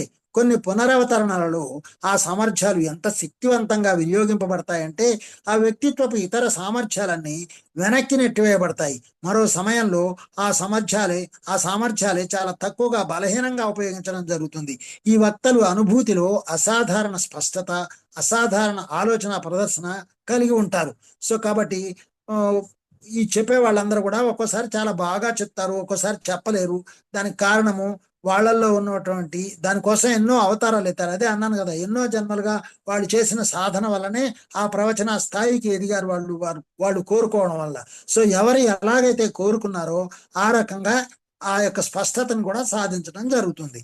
వారు మిగతా వారి మీద తమ అద్భుతమైన, అర్థవంతమైన సందేశ ప్రక్రియలో ఒక ముద్ర వేయగలరు. సార్ మీరు చెప్తే చాలా బాగుంటుంది, మాకు చాలా అద్భుతంగా ఉంటుంది, మేమంతా వైబ్రేషన్స్ లో ఉంటున్నాము అనగలుగుతున్నారంటే ఏంటనమాట, నేను ఎవరికైనా చెబితే వాళ్ళు వెంటనే వాళ్ళు క్లాస్ చెప్పేంత స్థాయికి ఎదిగేంత ఫ్రీక్వెన్సీని వాళ్ళు పొందాలి, ఆ వైబ్రేషన్స్ వాళ్ళు పొందాలి. వాళ్ళంతా నా ప్రతిబింబాలే, ఖచ్చితంగా వాళ్ళంతా కూడా అంతే నా అంత శక్తిగా పనిచేయగలిగిన వాళ్ళే అనేది నాకు ఉంటుంది. అందువల్లే నేను ఓపెన్ గా చెప్పగలిగే శక్తిని పొందాను. వారికి అంతర్గత వాస్తవికత నుండి బాహ్య వాస్తవికతలోకి చాలా సులువుగా కదిలే సామర్థ్యం ఉంటుంది. సో సంకేతాలు చూడండి, అంతర్గత వాస్తవికత నుండి బాహ్య వాస్తవికతలోకి చాలా సులువుగా కదిలే సామర్థ్యం ఉంటుంది. అంటే ధ్యానంలో ఏదైతే పొందామో దాన్ని బాహ్యంగా తిరిగి విశదీకరించేటువంటి శక్తిని, స్థితిని పొంది ఉంటాము. అందువల్లనే దాన్ని అంత క్లియర్గా చెప్పగలిగి ఉంటాం. సంకేతాలు ఎలా ఉపయోగించాలో వారి అంతర్బుద్ధికి బాగా తెలుసు. సో ఇది ఈ పైవాడి యొక్క గొప్పతనం ఏం కాదు, అది లోపల ఉన్న అంతర్బుద్ధికి తెలిసినటువంటి విషయం.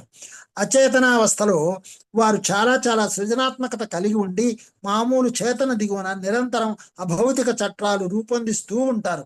సో మనం అభౌతికమైనటువంటి ఆ చట్టాలని మనం రూపొందించుకుంటూ లోపల బిల్డప్ చేసుకుంటూ డెవలప్ చేసుకుంటూ ఉన్నందువల్లనే అది బయటికి వచ్చేటప్పుడు అలా వస్తుంది. అంటే మనం ఎంత చేసుకుంటే అంత పంచడం జరుగుతుంది. వీటిని వారు ఇతరుల కళల్లో ప్రత్యక్షమై వారికి అంతర్గత వాస్తవికతను ఉపయోగించుకోవడంలో సహకరిస్తుంటారు. ఇది కూడా మీకు ఇంత ముందు కూడా చెప్పాను నేను.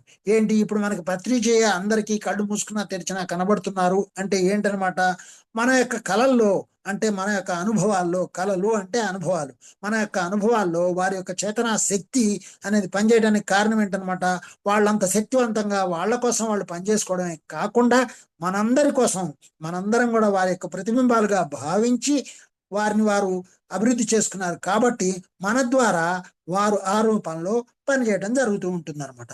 కళలు కనేవారు అన్వయించుకుందుకు మీకు ఈరోజు రాసిన గజలు మీరు చూసే ఉండొచ్చు. దాంట్లో కూడా నీ కళలో నా కళ ఎందుకు అని అంటూ ఒక గజల్ రాయడం జరిగింది. నీ కళలో నా కళ ఉంది కదా, మళ్ళీ విడిగా కళలు ఎందుకు అని. సో కళలు కనేవారు అన్వయించుకుందుకు వీలైన ప్రతిబింబాలు సృష్టిస్తారు. సో ఇప్పుడు నేను రాయాలంటే కేవలం ఏదో దీన్ని దాంట్లోకి మార్చాలి, ట్రాన్స్లేట్ చేయాలి అని నేను అనుకోను. నా అనుభవాలు ఆటోమేటిక్గా అవి ట్రాన్స్లేట్ అవుతాయి, అక్షరబద్ధం అవుతాయి. ఎవరైతే కావాలని అనుకుంటారో, ఆ వలని సృష్టించుకుంటారో, అప్పుడు ఆ వలలోంచి మనకి చక్కగా అందించగలిగే శక్తిని, ఆ వలయాన్ని బయటికి ఇవ్వగలుగుతారు. కలలు కనేవారు అన్వయించుకుందుకు వీలైన ప్రతిబింబాలు సృష్టిస్తారు. సో ఇప్పుడు ఎవరెవరైతే ఈ రకంగా కలలు కావాలి, దీన్ని మరి రియలిస్టిక్ గా వాస్తవికతలోకి తెచ్చుకోవాలి అనుకుంటారో వాళ్ళకి ప్రతిబింబాలను సృష్టిస్తారు. ఆ ప్రతిబింబాలను వారధులుగాను, మీ సొంత చేతన నుండి ఇతర చేతనంలోకి ద్వారాలుగాను మీరు ఉపయోగించుకోవచ్చు. అందుకనే సేత్ అంటే వారధి అని చెప్పాం కదా, ఆయనే మన ద్వారా పనిచేస్తూ మనం మళ్ళీ తిరిగి సేత్ లాగా పనిచేయడానికి సహాయం చేస్తున్నారు. ఉదాహరణకు దైవాల సంకేతాత్మకత, ఒలింపస్ లోని దైవాలకు చెందిన భావనలు, స్టిక్స్ నదిని దాటటం, ఇవన్నీ కూడా వక్తలు సృష్టించిన దృగ్విషయాలే సుమ. కాబట్టి ఈ సంకేతాలు మత సంబంధ చట్టాలు భౌతిక ప్రపంచంలోనే కాకుండా అచేతన ప్రపంచంలోనూ ఉండాల్సి వచ్చింది. సో ఇక్కడ ఇవేవైతే మనం వాడుకుంటున్నామో అవన్నీ లోపల కూడా ఉన్నాయి.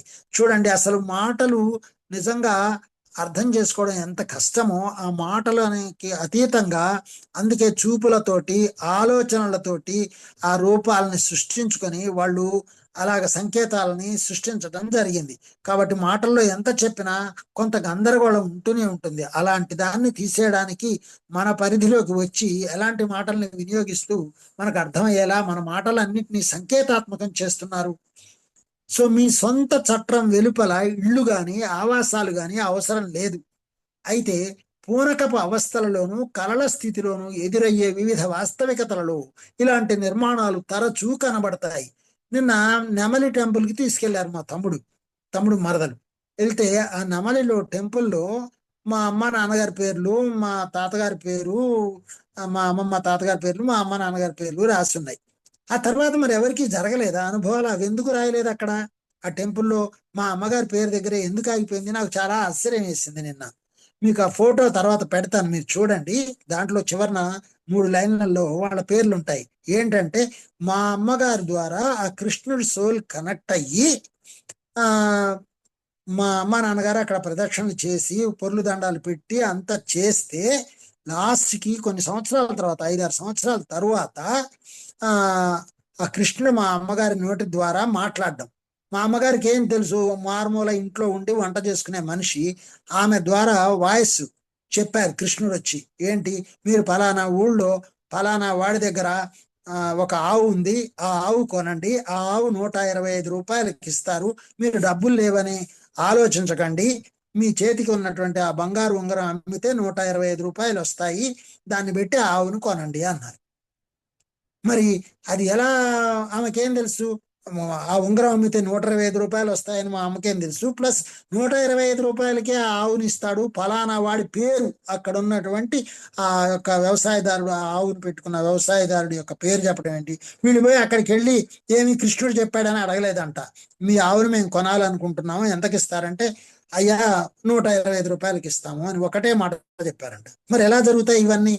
కాబట్టి మన ఆలోచన, మన యొక్క సంకల్ప శక్తి, మన యొక్క భక్తి ఏదైతే ఉందో, మరి ఆ తర్వాత ఎవరితో కృష్ణుడు మాట్లాడలేదా?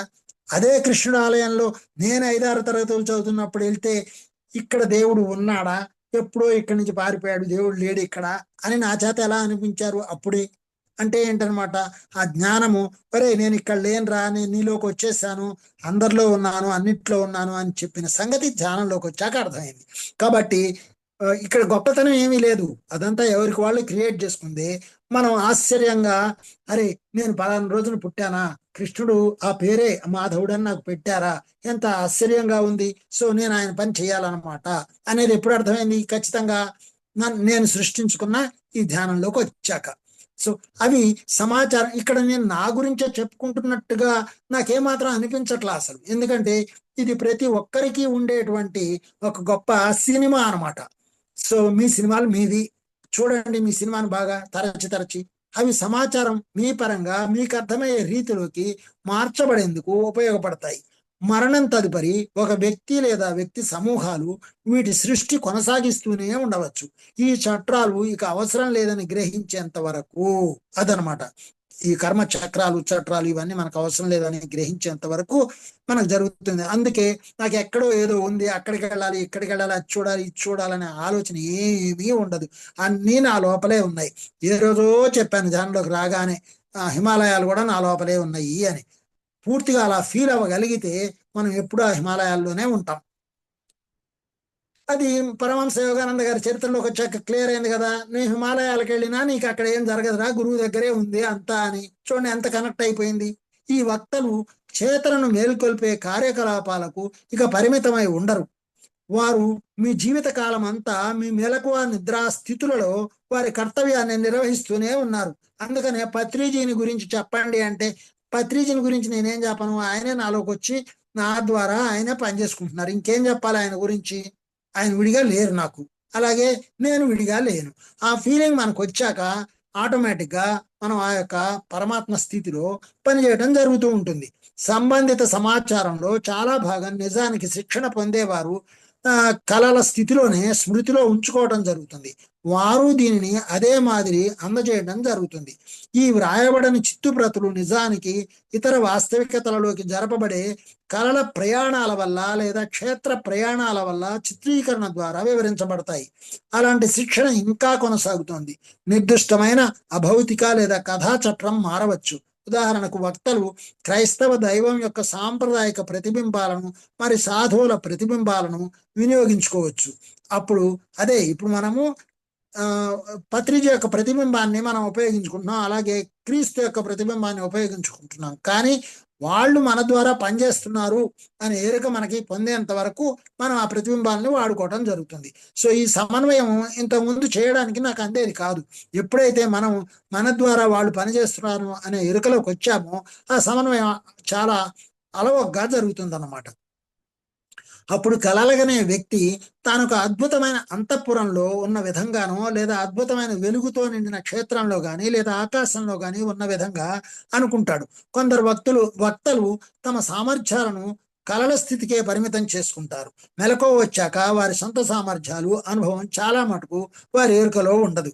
సో అక్కడ సరైనటువంటి ఎరుక లేనప్పుడు ఈ వక్తలు అనే వాళ్ళు ఎవరైతే బోధకులుగా ఉన్నారో వాళ్ళు కళల వరకే పరిమితం చేసుకుంటే, అంటే అదంతా కళ అని కొట్టిపారేస్తే వాస్తవంలో దాన్ని ఉపయోగించుకోలేరు. ఆ కళే నిజమైనటువంటి వాస్తవికతలో ఒక భాగము.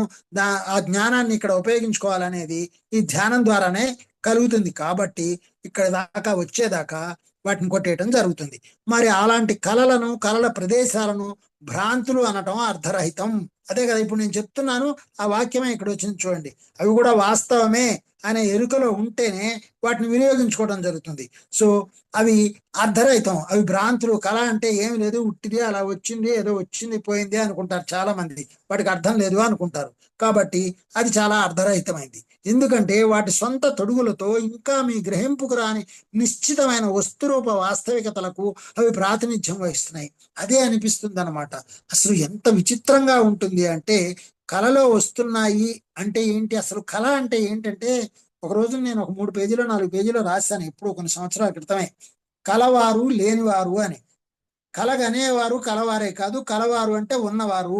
అంటే కళలో ఏదైతే ఉందో అదంతా ఉన్నదే, లేనిది కాదు, లేనిది మీ కళలోకి రాదు అని చెప్పడం జరిగింది ధ్యానంలోకి వచ్చిన కొత్తలో. కాబట్టి ఒక ఊహలోకి వచ్చిందన్నా, ఒక కళలోకి వచ్చిందన్నా, ఒక మాటలోకి వచ్చిందన్నా అది ఎక్కడో ఉంది. ఉంటేనే ఇవాళ నీ కంట పడకపోవచ్చు, కానీ అది వాస్తవికతలో ఉంది. కాబట్టి ప్రతిదీ కూడా ఇక్కడ ఉన్నదే. సో కళ అని దాన్ని కొట్టిపారేయకూడదు. ఈజిప్షియన్ మతానికి పునాది చాలా వరకు ఈ వక్తల కార్యకలాపాలే. వారి శిక్షణ పట్ల చాలా జాగ్రత్త వహించడం జరుగుతుంది. అయితే జన బాహుళ్యానికి అందించిన బాహ్య ఆకృతులు ఎంతగా వక్రీకరింపబడ్డాయంటే చివరకు మూలాధార మత ఐక్యత పతనమైపోయింది. సో అసలు మూలాధారమైనటువంటి ఐక్యత, మతాలకు సంబంధించిన ఏకత్వం అనేది ఉందో అది పతనం అయిపోయింది. అంటే అసలు అర్థం వక్రీకరింపబడింది. అయితే మరి మీరు ఇంతవరకు ప్రయత్నించని మార్గాలలో అంతర్గత వాస్తవికతను పటం మీద నిరూపించుకునే ప్రయత్నాలు జరుగుతున్నాయి. సో కాబట్టి అద్భుత సంకేతాల వినియోగము ప్రతిబింబాల సృష్టికి చెందిన ఒక వ్యక్తిగతమైన విశిష్టమైన ఆట ఇది. కళల స్థితిలోను మరి మీ అస్తిత్వ స్థాయిలకు దగ్గరగా ఉన్న ఇతర అస్తిత్వాలలోనూ ఈ ఆట జరుగుతోందన్నది వాస్తవం. అయితే ఇవన్నీ కూడా వస్తురూప నిశ్చిత వాతావరణంలో ఏ వాతావరణ లక్షణాలైతే ఆ దృగ్విషయాన్ని సాధ్యమయ్యేలా చేయగలవో అక్కడే జరుగుతుంది అలా. సో కాబట్టి చూడండి ఎంత అద్భుతంగా ఉందో. సో ఇప్పుడు మనము 240వ పేజీలోకి వచ్చాం. ఇక్కడ మనము దీన్ని ఫుల్ స్టాప్ పెట్టుకుందాము. ఒక 15-20 నిమిషాలు మీరు మాట్లాడేది మనం విందాం. ఓకే,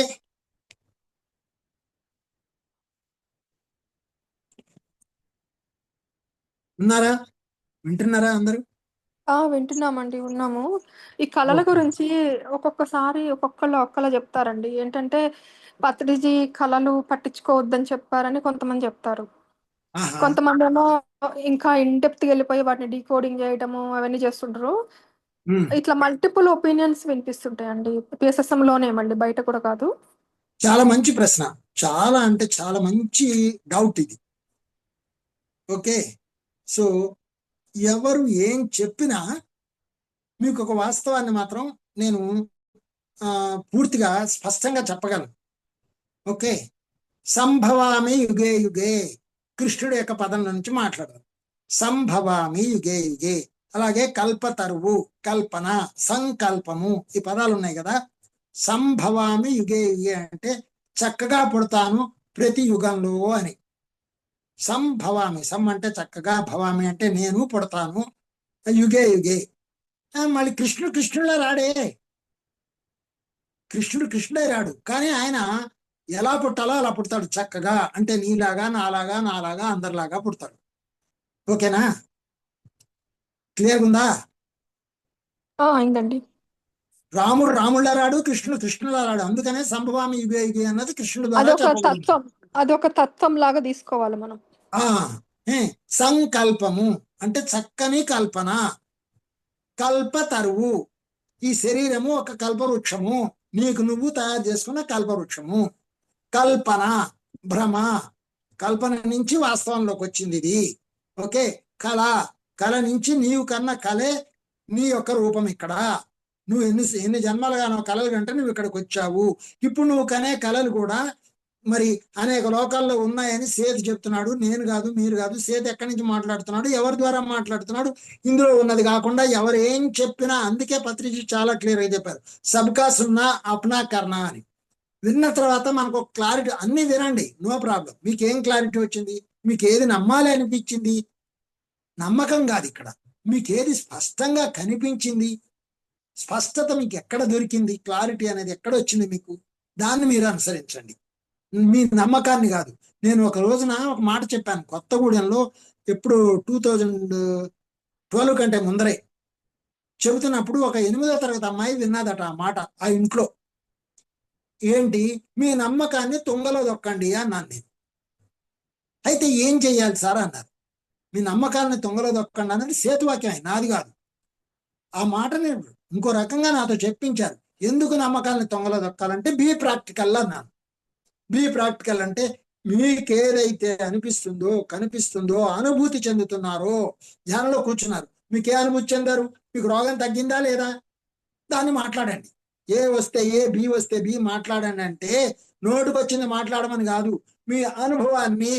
ఏ ఫర్ అనుభవము, ఆ అనుభవము, మీ అనుభవాన్ని మాట్లాడండి అన్నారు. ఏమైంది, కూర్చున్నాను, గంట కూర్చుంటే, 2 గంటలు కూర్చుంటే ఏంటో నొప్పులు వచ్చాయి, అవన్నీ తగ్గిపోయాయి, నాకేంటో జరిగింది, నాకు ఇంత కాంతి కనపడింది. అదంతా భ్రమ.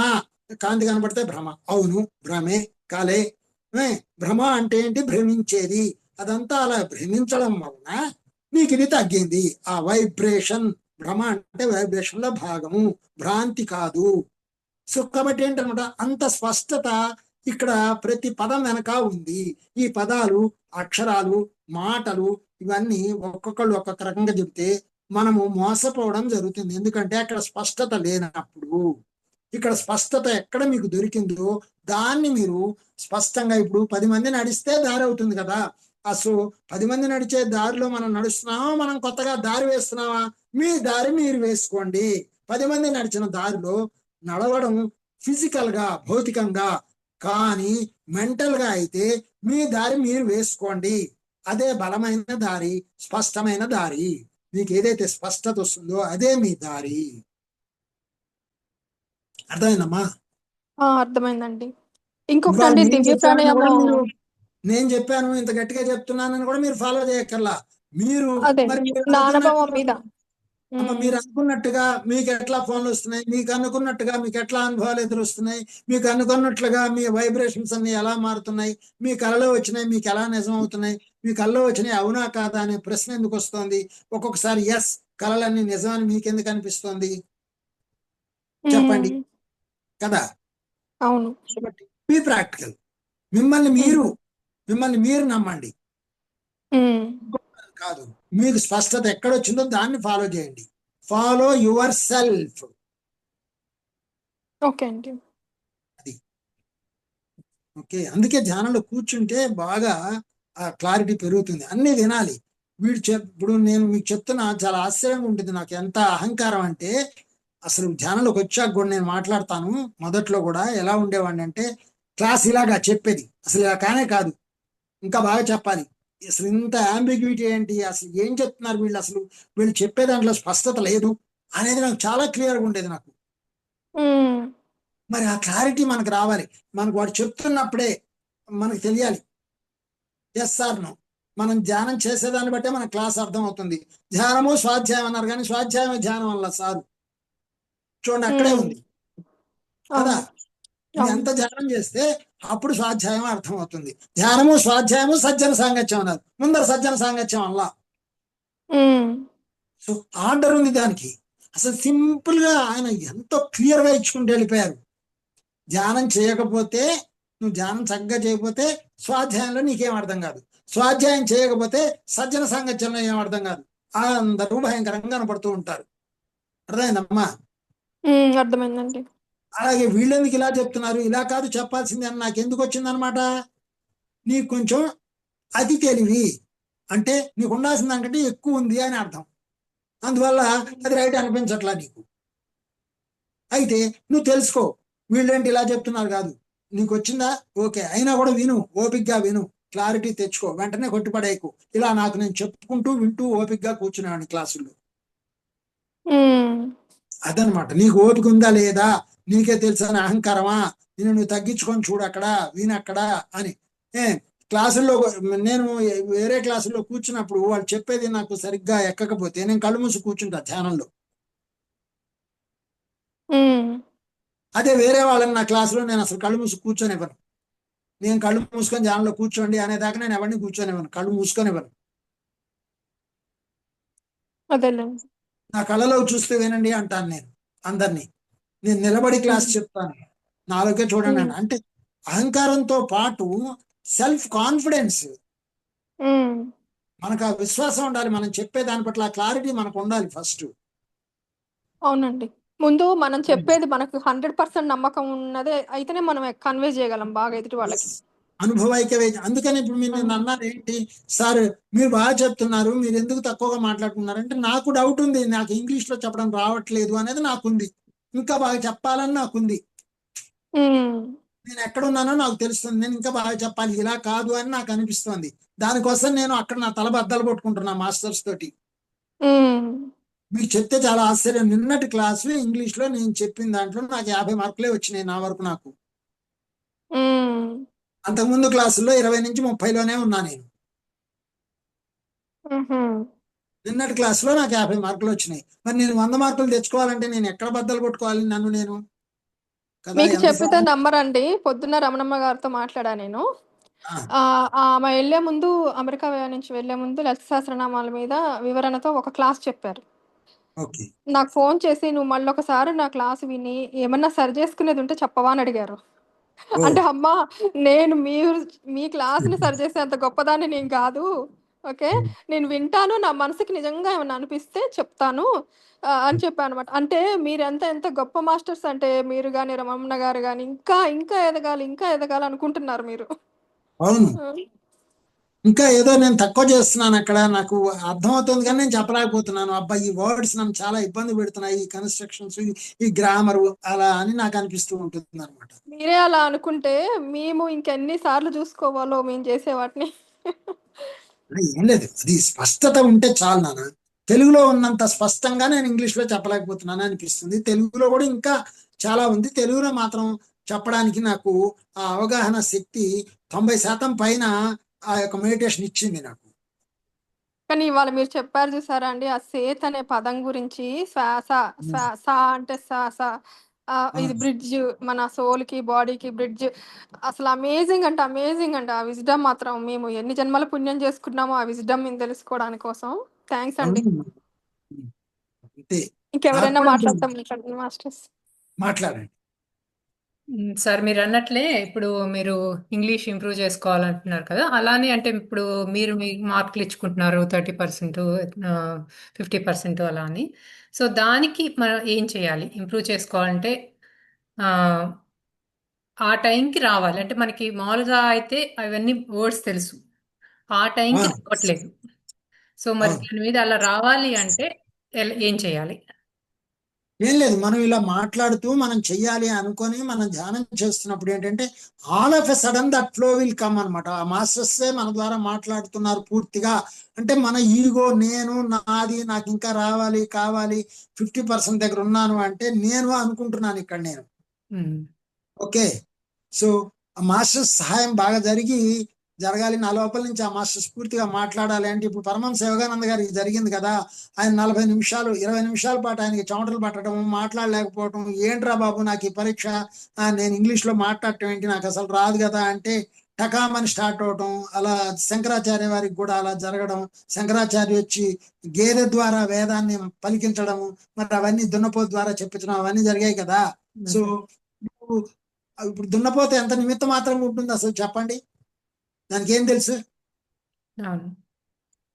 సో ఒక దున్నపోతులాగా ఉండాలి గురువు దగ్గర, అంత అవును. అమాయకంగా ఉండాలి. సో నాకు తెలుసు అనే దాన్ని వదిలేసినప్పుడు వాళ్ళు మన ద్వారా మాట్లాడతారు అనమాట. సో అలానే భయం కూడా వదిలేయాలి కదా సార్? అంటే నాకు రాదేమో, నేను చెప్పలేనేమో అనే భయంతో స్టార్ట్ అవుతుంది నాకు కూడా. ముందు ఉండాలి, ముందు ఆ, ఉండాలి. ఎందుకు రావట్లేదు నాకు అనే తపన ఈ నేనికి, ఈ అహానికి ఉంటేనే దాన్ని నరికేసుకోవడానికి అవకాశం ఉంది. కనపడాలి కదా, మంది మనకు కనపడితేనే కదా నరుక్కోగలిగేది. అవును. అవును సార్. అంటే నేను మహాకవి కాళిదాస్ సినిమాలో, ఆ, ఆ, మహాకవి కాళిదాస్ సినిమా చూసారా మీరు? గుర్తు రావట్లేదు సార్, చూసుంటామేమో మరి. నాగేశ్వరరావు గారి సినిమాలో ఒక విచిత్రం ఉంటది, అదే బేస్ అన్నట్టు ధ్యానానికి. ధ్యానం చేసిన తర్వాతే ఆ జ్ఞానం అర్థం అవుద్ది. ఏంటంటే ఆ ఆయన కూర్చున్న కొమ్మన ఆయన నరుక్కుంటాడు. ఆ, ఎందుకు నరుకుతాడు అంటే ఆయనకి మేకలు కాసేవాడు, గొర్రెలు కాసేవాడు అనమాట. ఆ మేకల కోసమని చెట్టు ఎక్కి ఆ ఆకులున్న కొమ్మలు నరుకుతూ ఉంటే కింద ఉన్న పిల్లలు ఆ కొమ్మలన్నీ ఎత్తుకుపోతున్నారు అనమాట. ఆ, ఎత్తుకుపోతుంటే ఆయన ఏం చేస్తాడంటే ఓ పెద్ద కొమ్మని నరికితే ఆ కొమ్మతో పాటు, అరే కింద పడతావురా అంటే, "ఏ పోరా నాకు తెలుసులే, కింద పడేస్తే కొమ్మలన్నీ మీరు ఎత్తుకుపోతున్నారు, అందుకని కొమ్మతో సహా నేను కిందికి వస్తే అప్పుడు ఎవరు ఎత్తుకుపోతారు, అందుకని నేను కిందికి కొమ్మతో సహా వస్తాను" అంటాడు. ఆహా. అర్థమైందమ్మా? అర్థమైంది సార్. వాడు పిచ్చోడు కాదు, వాడికి చాలా స్పష్టత ఉంది. పెద్ద కొమ్మని నరికితే దాని మీద కూర్చొని ఉంటే కొమ్మ మీదే ఉంటాను, కొమ్మ కింద పడుతుంది, నాకేం దెబ్బ తగలదు అక్కడ. ఉమ్, అండ్ నా మేకలన్నీ ఆ ఆకులు తింటాయి. ఆ, అదనమాట. అందుకే వాడు మహాకవి కాళిదాస్ అయ్యాడు. అదే సార్. అంటే మీరు అంటున్నట్లుగానే నాకు కూడా చాలా సార్లు ఎక్స్పీరియన్స్ అవుతుంది సార్. ఆ ఒక్కొక్కసారేమో కాన్ఫిడెంట్గా నేను ఇక్కడ ఎంజాయ్ చేద్దాము, వెళ్దాము, మాట్లాడదాం అంటే అసలు ఏమీ లేకుండా ఓపెన్ మైండెడ్గా వెళ్ళినప్పుడు చాలా చక్కగా కాన్ఫిడెంట్గా మాట్లాడతాను, అది ఇంగ్లీష్ అయినా తెలుగైనా. ఒక్కొక్కసారి ఏమో అవును. నేను మాట్లాడగలనా వీళ్ళ ముందు, వీళ్ళకి చాలా నాలెడ్జ్ ఉంది అనే ఒక థాట్ వచ్చిన తర్వాత ఇంకా అంత తడబడుతూనే ఉంటాను ఆ కాన్వర్సేషన్లో. అది కూడా నేను ఉన్నట్టే అక్కడ. ఇంకా నేను మాట్లాడగలనా లేదా, నేను ఇంకా బాగా మాట్లాడాలి, వీటన్నిటిలో ఇప్పుడు 50% అంటే ఏంటనమాట, నేను 50% మాత్రమే కనెక్ట్ అయ్యాను అనేది చెప్పుకుంటున్నాను అనమాట. తెలుగులో చెప్పడానికి వచ్చే వరకల్లా ఆ క్లారిటీ ధ్యానపూర్వకంగా వచ్చింది కాబట్టి 90% కనెక్ట్ అయ్యాను అనమాట అక్కడ. ఇక్కడ కనెక్ట్ అయి ఉన్నది 90% అయినా ఆ భాషా పరంగా రావట్లేదు అనే బాధ, ఆ ఈగో అనమాట ఇక్కడ. అది అట్లా ఉంటుంది అనమాట. ఆ స్పష్టత మనకి ధ్యానం ద్వారానే వస్తుంది. అయితే దీనికి నాకు ప్రత్యక్ష ఉదాహరణ ఏంటంటే, ఇంతకుముందు కూడా చెప్పాను మీకు, నాకు లయలో రాయడం రాదు, అసలు మీటర్లో రాయడం రాదు. ఇప్పుడు నేను ఏది రాసినా మీటర్లో ఉంటుంది, ఆటోమేటిక్ గా వస్తుంది. అంటే ఏంటనమాట, మాస్టర్స్ ఆ రూట్లో నన్ను లాగేశారు కదా బయటికి. అది సాధన అంటే, వాళ్ళు మన ద్వారా పూర్తిగా పనిచేస్తారనమాట. అట్లా నాకు కావాలి అనేటువంటిది మనలో ఏర్పడ్డప్పుడు, ఆ సంకల్పం గట్టిగా ఉన్నప్పుడు అది జరుగుతుంది అనమాట. కాబట్టి that time will come, the way you approach. అది. బాగుంది సార్. చెప్పండి, చాలా మంది వెళ్ళిపోయినట్టున్నారే. అవునండి, ఒకళ్ళిద్దరు వెళ్ళిపోయారు. ఆ, నేను అసలు ఎంతమంది ఉన్నారు అనేది కూడా చూడట్లేదు, అసలు చూసుకోను నేను ఎవరున్నారు ఎంతమంది ఉన్నారు అనేది కూడా చూసుకోను. ఆ, కానీ ఇవాళ క్లాస్ అంతా చాలా అద్భుతంగా ఉందండి. అసలు ఆ సబ్జెక్టు సేతు విజ్డమ్ అనేది అది అవును. అమోఘం. అసలు ఆ విజ్డము స్వప్న గారు కూడా అదే చెప్తున్నారండి. సేతు మైండ్ పవర్ చెప్తున్నారు. మీకు పెడతాను నేను ప్లే లిస్ట్. పెట్టండి. బాగా చెప్తున్నారు స్వప్న గారు కూడా. అందరూ ఇనీషియల్గా కొంతమందే జాయిన్ అవ్వాలి. ఇప్పుడు అసలు స్వప్న గారి క్లాస్ అంటే అందరు ఎదురు చూస్తున్నారు. అవును, ఆ, అది ఎంత సింపుల్ గా ఉంటుందో అంత కాంప్లెక్స్ గా ఉంటుందమ్మా. అందులో థాట్ పవర్ మైండ్ పవర్ అనేవి చాలా క్లియర్ గా ఉన్నాయి, సింపుల్ గా ఉన్నాయి. చాలా అవును సార్. అసలు చాలా చాలా ఈజీగా ఉంటున్నాయి. అసలు చాలా ఒక సెంటెన్స్ లోనే చాలా ఇన్ఫర్మేషన్ ఉంటుంది. దాని మీద మేమందరం దాన్ని డిస్కస్ చేసుకుంటూ అసలు మనం ఇక్కడ కదా అవును. ఉంది, ఇంత సింపుల్ కదా, మనకి ఎంతకాలం అర్థం కాలేదేంటి, దాన్ని ఆ, ఎలా పెడుతున్నాము రోజువారీ అసలు చాలా బాగుంది సార్. ఇప్పుడు నేను అన్నాను కదా సార్, లాస్ట్ టైం ఇంగ్లీష్లో మాట్లాడడం నాకు వస్తుందో రాదో అని సేతు హౌస్కి వెళ్ళినప్పుడు అక్కడ ఉన్న ఆవిడతో అసలు చాలా హ్యాపీగా చాలా ఓపెన్గా మాట్లాడేస్తూ ఉన్నాను చాలాసేపు అయినా. అదే ఆఫీస్లో అవును. కానీ ఇంకేదైనా ఇంట్లో పనుల్లో కానీ ఎవరైనా వాళ్ళతో మాట్లాడుతున్నప్పుడు అలా తడబడుతూ ఉంటాను. అదే అర్థం కాలేదు. ఆ అవును. రోజు సేత్ హౌస్లో మాట్లాడుతున్నప్పుడు అసలు నేనేనా, నాకు అసలు ఈ వర్డ్స్ వచ్చా, నా వొకాబులరీలో ఈ వర్డ్ ఉందా అనేది ఒక రకమైన చాలా ఆ, కొత్తగా అనిపించింది. అంతే, సెల్ఫ్ కనెక్షన్ అమ్మా. సెల్ఫ్ కనెక్షన్ వల్లనే అది వస్తుంది. మీకు చెప్పాను ఇంతకుముందు, పిరమిడాలజీ అనే పదాన్ని నేను వాడాను ఒకసారి క్లాసులు తమిళనాడులో చెప్పేటప్పుడు. ఆ, అసలు పిరమిడాలజీ అనే పదం నేను వినలా, ఓ, కానీ తర్వాత గూగుల్లో కొడితే అది ఉంది. అవును సార్. సో అట్లా ఇంకా చాలా ఉంది. మనం కనెక్ట్ అవటాన్ని బట్టే మన ద్వారా ఆ పదాలు వస్తాయి. అదే సార్, అలా ఒకటి రెండు సార్లు ఎక్స్పీరియన్స్ అయిన తర్వాత ఇంత నాలో ఉంది, అది ఎలా బయటికి రావట్లేదు, నేను ఏం ఎస్. ఎక్కడ ఆగిపోతున్నాను అనేది అర్థం కావట్లేదు సార్. ఆ, అది బాగుంది. ఈ ప్రశ్న కూడా బాగుంది. ఎక్కడ నేను ఆగిపోతున్నా అని అనేది ప్రశ్న వచ్చింది అంటే ఎక్కడ ఆగిపోయామో తెలుసుకుంటాము. సో మనం ఎక్కడో ఆగిపోతున్నాము అనే ఎరుక మనకి పెరిగింది కదా. సో అవును. ఆటోమేటిక్ గా అక్కడి నుంచి మనం బయటకు వస్తాం అనమాట. అదే అంటే నేను అనుకుంటుంది ఏంటంటే నా మీద నాకు కాన్ఫిడెన్స్ తక్కువ ఉందా, నేను భయపడుతున్నానా ఈ ఆడియన్స్ ని చూసి, అక్కడ అయిపోయాను సార్. అదేనేమో దాని నుంచి ఆ, అప్పటికి అప్పుడప్పుడు మెడిటేషన్ చేసి ఆ మీటింగ్కి వెళ్తాను అయినా అంటే. ఆడియన్స్, అమ్మా, ఆడియన్స్ ని చూసి కాదు, మీరు జనాల్ని చూసి కాదు మనం భయపడేది. అవును. మన అవేర్నెస్ పెరగలేదని, మనకి దాని పట్ల అవగాహన జరగలేదని, దాన్ని మాట్లాడడానికి కావాల్సినట్టు వొకాబులరీ మనలో నుంచి రావట్లేదనే తపన ఒక్కటే ఉంటుంది. ఓ, అవును సార్. అంతే. అది ధ్యానం ద్వారా మాత్రమే పెరుగుతుంది. అందుకనే మనం కూర్చునే సమయాన్ని బాగా పెంచుకోవాలన్నమాట. అవును. అదే ఇందాక నేను చెప్పినట్టు సార్, మా నాన్నగారు మా అన్నయ్య ఇద్దరు అసలు ఆ, ఎంతో బాగా చెప్తారు సార్. వాళ్ళు వక్తలు, వాళ్ళు మాట్లాడారంటే ఇక అందరూ అసలు లేవకుండా అలా వింటారు ఎంతసేపు అయినా సరే. సో అలాంటి వాళ్ళ మధ్యలో పెరిగిన నాకెందుకు రాలేదు. ఆ, నాలో ఉంది అన్న విషయం ఒకటి రెండు సార్లు ఇలా ఎక్స్పీరియన్స్ చేశాను. సో నాలో ఉంది, అది బయటికి రావట్లేదు. అది ఎస్. చాలా తప్పనైతే ఉంది. ఎందుకు రావట్లేదు, ఏం చేయాలి నేను? ఇంకో కారణం ఉంది దానికి. ఏంటంటే మనకి, అంటే నా నా అనుభవాన్ని నేను చెప్తున్నా. అవును. ఏంటంటే కొంచెం తెలియగానే అక్కడ పొంగిపోయి పరవశించిపోయి ఆగిపోతాం. ఆ, సో అక్కడ పరవశం అనే ఒక సినిమా ఉంది, నేను మొన్న చూశాను, పాతది, మాధవన్ సినిమా. చాలా బాగుంటుంది, తమాషాగా ఉంటుంది. నేను చాలా ఇప్పుడు మీకు చెప్తే ఆశ్చర్యపోతారు. ఆ ధ్యానపూర్వకంగా అర్థం చేసుకోవడం చాలా అందంగా ఉంటుంది అనమాట. అసలు ఎంత బాగా రాశారు, డైలాగ్స్ కూడా ఎంత బాగుంటాయి అసలు, అంటే చెప్పడానికి వీల్లేదు అసలు. కాబట్టి ఏంటంటే మనం ఆ పరవశం ఆ, ఎక్కువగా చెందకుండా, అంటే తాదాత్మ్యత దాంతో చెందకూడదు. ఇంకా కావాలి, వాట్ ఈస్ దేర్. సో అక్కడ అబ్జర్వర్ గా ఉండిపోవాలి. మన పరవశానికి మనం అబ్జర్వర్ గా ఉండిపోవటం మొదలు పెట్టాలి. ఓహో, దుఃఖానికైనా సంతోషానికైనా ఈ రెండిటికి కూడా మనం తొందరగా రియాక్ట్ అవుతుంటాం. రియాక్ట్ అవ్వకుండా మన దుఃఖాన్ని కానీ మన సంతోషాన్ని కానీ మనం అబ్జర్వ్ చేసేవాడిగా ఉండడానికి ఎక్కువ సాధన జరగాలన్నమాట. ఇది సేమ్ థింగ్ మీరు నాకు కూడా చెప్పారు కదా సార్. అలా సంతోషపడిపోకూడదు మీరు అని చెప్పారు కదా. ఆ, ఓకే. ఆ సంతోషపడుతున్నది ఎవరు అసలు? ఆ ఉమ్, ఏడుస్తున్నది ఎవరు అసలు? ఈగోనేమో సార్, మనలో ఉన్న ఈగో. అంటే అదే అన్నమాట. మెయిన్ సంతోషపడేదే బాగా. ఏడ్చేదేమో లేదు అని ఏడ్చేది ఒక ఐ అయితే, సంతోషపడి పొంగిపోయేది ఒక ఐ అన్నమాట. సో ఐలో ముక్కలు అలా ఉంటాయన్నమాట. సో ఆ ముక్కలకి తావు ఇవ్వకుండా వాటికి ఆ పడే ఆ ఫీలింగ్ వచ్చే వాటికి అబ్జర్వర్ ఎవడు? ఆ చైతన్యమే లేకపోతే ఆ ఫీలింగ్ లేదు కదా. సో దట్ ఈజ్ ఐ, నేను అది. ఇది ఈ ఫీలింగ్ వచ్చేసి ఈ మనస్సుది. అవును సార్. ఓకే, చైతన్యానికి ఏ ఫీలింగ్ ఉండదు. Chaitanyam is helping to your feeling. కాబట్టి so you be like a chaitanyam. నువ్వు కాన్షియస్ లాగా ఉండు, కాన్షియస్ లో ఉండరే, కొంచెం స్పృహతో ఉండరా అంటారు కదా, అవును. అదనమాట. స్పృహకి ఏమి ఉంటుంది? స్పృహ అంతే. అది పొంగిపోవటం ఉండదు, పొర్లిపోవటం ఉండదు, లేకపోతే ఆడవటం కుంగిపోవటం ఉండదు. స్పృహ ఈజ్ స్పృహ, కాన్షియస్ ఇస్ కాన్షియస్, అంతే. దట్ ఈస్ ఐ, అదే నేను అసలు. అట్లా అది మనకు బాగా కలగాలన్నమాట. ఓ ఇంకా ఇంకా నేను మనసుతోటి తాదాత్మ్యత చెందుతున్నానా, దీన్ని సినిమాలాగా చూడట్లేదా? సినిమాలోనే మనం ఇన్వాల్వ్ అయిపోతున్నాం కదా. సినిమా చూసేటప్పుడే ఆ సినిమాలో పాత్రలతో అదే నేనని మనం ఇన్వాల్వ్ అయిపోతున్నాం కదా. అది సినిమా అనే ధ్యాసలో ఉండట్లా.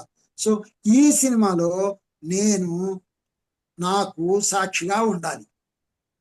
ఆ ఆ సినిమాని సాక్షిగా చూడగలిగినప్పుడు ఆ సినిమాలో ఇన్వాల్వ్ కాకుండా అవి పాత్రలు అని తెలుసుకొని ఆ ఎరుకతో చూడగలిగినప్పుడు, అందుకనే సినిమాలు చూస్తాను నేను ఎక్కువ. బాగుంది సార్. ఆ కాన్షియస్ తో చూస్తున్నానా లేదా అని. ఈ మధ్య మీకు కొంచెం చెప్పాను అలవాటు కదమ్మా చేసుకున్నాను. యా, చెప్పండి సార్.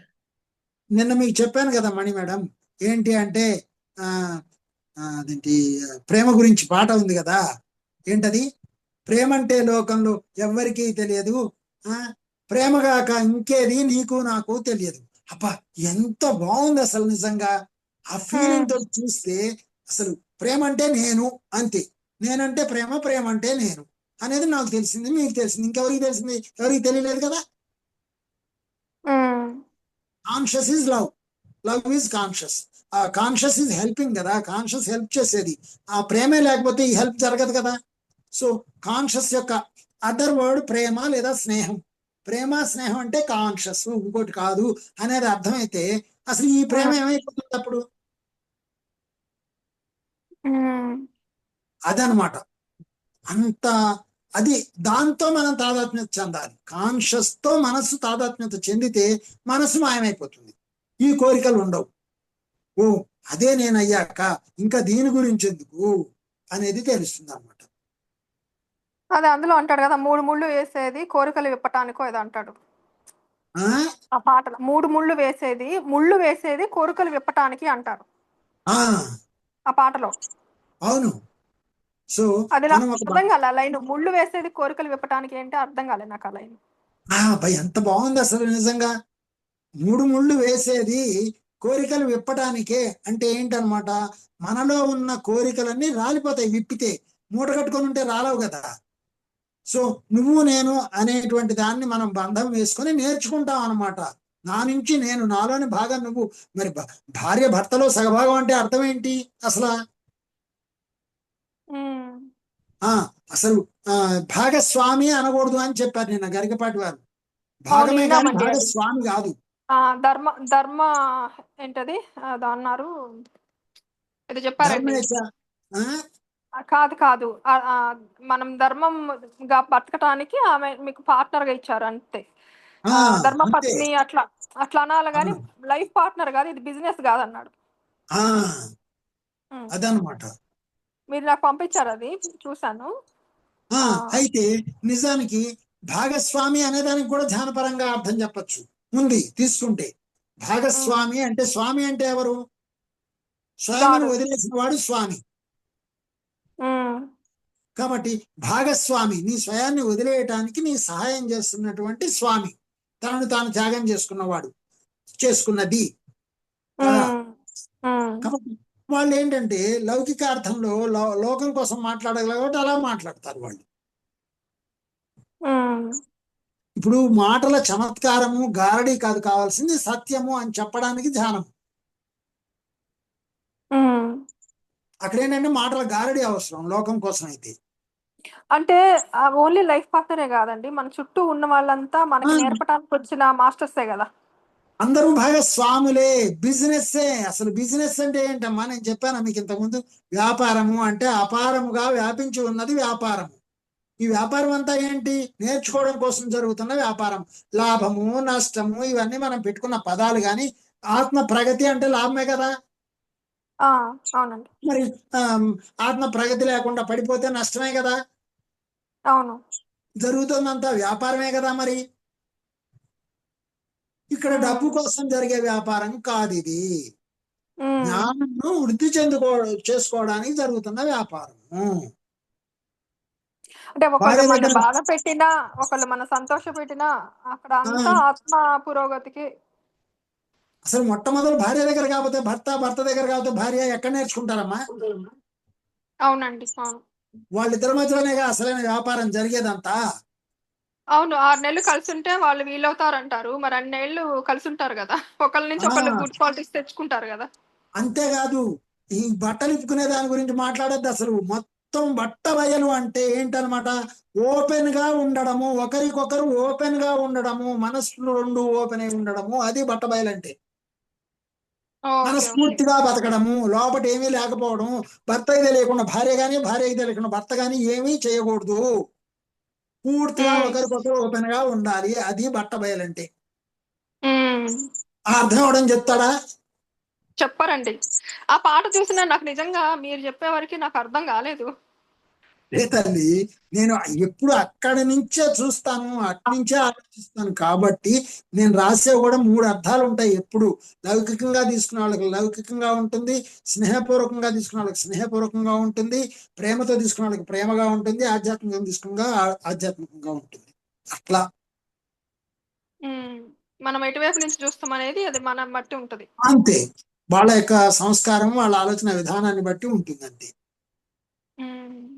ఇప్పుడు నన్ను ఒక మాస్టర్ అన్నారు, మీరు గజల్స్ రాస్తూ ఉంటే మీరు ఎదగలేరు, మీరు ధ్యానం గురించి క్లాసులు చెప్పలేరు అని మాట్లాడారు.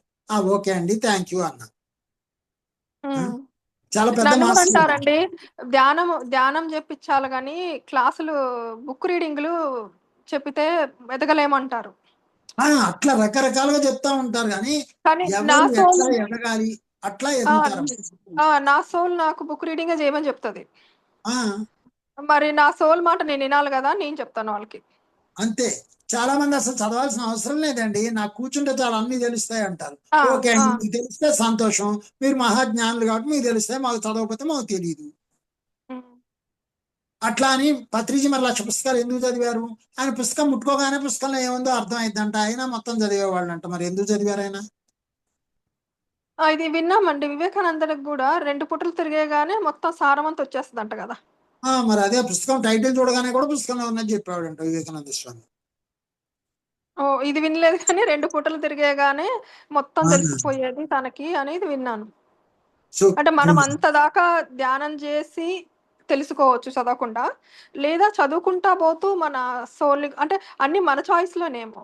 ఎలా పోవాలనేది మన చాయిస్ ఏమో. మన స్వేచ్ఛను బట్టేమో అంతే మరి. అంతే అంతే అంతే. ఏదైనా మనదే, మన సొంతం.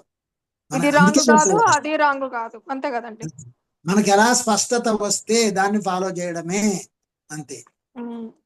ఓకే అండి. అందరికీ థాంక్స్. థ్యాంక్ఫుల్ గా ఉంటుంది. ఓకేనా? అంతే అండి. థాంక్స్ స్వప్న గారు. థాంక్స్ మాధవరావు గారు. ఓకే అమ్మా, మీకు కూడా అమ్మా. అందరికీ థ్యాంక్స్. ఇంకో మేడం ఉన్నారు, ఎవరో మాట్లాడలేదు. మేడమో సారో తెలియదు. శైలజ గారండి. మరి నేనే sir. Thank you so okay. Much. నేను లేట్‌గా జాయిన్ అయ్యాను. కానీ మంచిగా అన్నీ వింటుంటే నాలో ఏం జరిగినాయనేది మీరు మీరు ముగ్గురు మాట్లాడుతుంటే నేను లోపల అన్వయించుకుంటున్నాననమాట. ఒక 10 డేస్ ఓకే. నాకు ఒక అవకాశం వచ్చింది. ఏ సెషన్స్‌కి పోకుండా ఉండే అవకాశం వచ్చింది. ఆ 10 డేస్ నేను ఏం చేసినాను అని అనుకుంటే, ఇంతకుముందు మీరు చెప్పినారే, నా తప్పులు నాకెంతో తెలిసొచ్చినాయి లోపల. అవును అంటే అది ఎట్లా పెట్టుకున్నానంటే 1 అవర్ వరకు ఫోన్ ముట్టుకోకూడదు. ఎవ్రీ 1 అవర్ వరకు. అంటే మనకు తెలియకుండానే ఫోన్‌లోకి పోయి చూస్తాం గూడా. అది నాకు బ్యాడ్ హాబిట్ అనిపిచ్చింది నా వరకు. అవును. నేను వేరే వాళ్ళ గురించి మాట్లాడడం లేదు ఇక్కడ. ఓన్లీ నా ఇప్పుడు మీరన్నారు గదా! ఒక్కొక్కరి స్థితి ఒక్కొక్క రకంగా ఉంటుందని. ఆ, అలాగా నా వరకు నాకు 1 అవర్ ఫస్ట్ డే అది కొంచెం కష్టమైంది.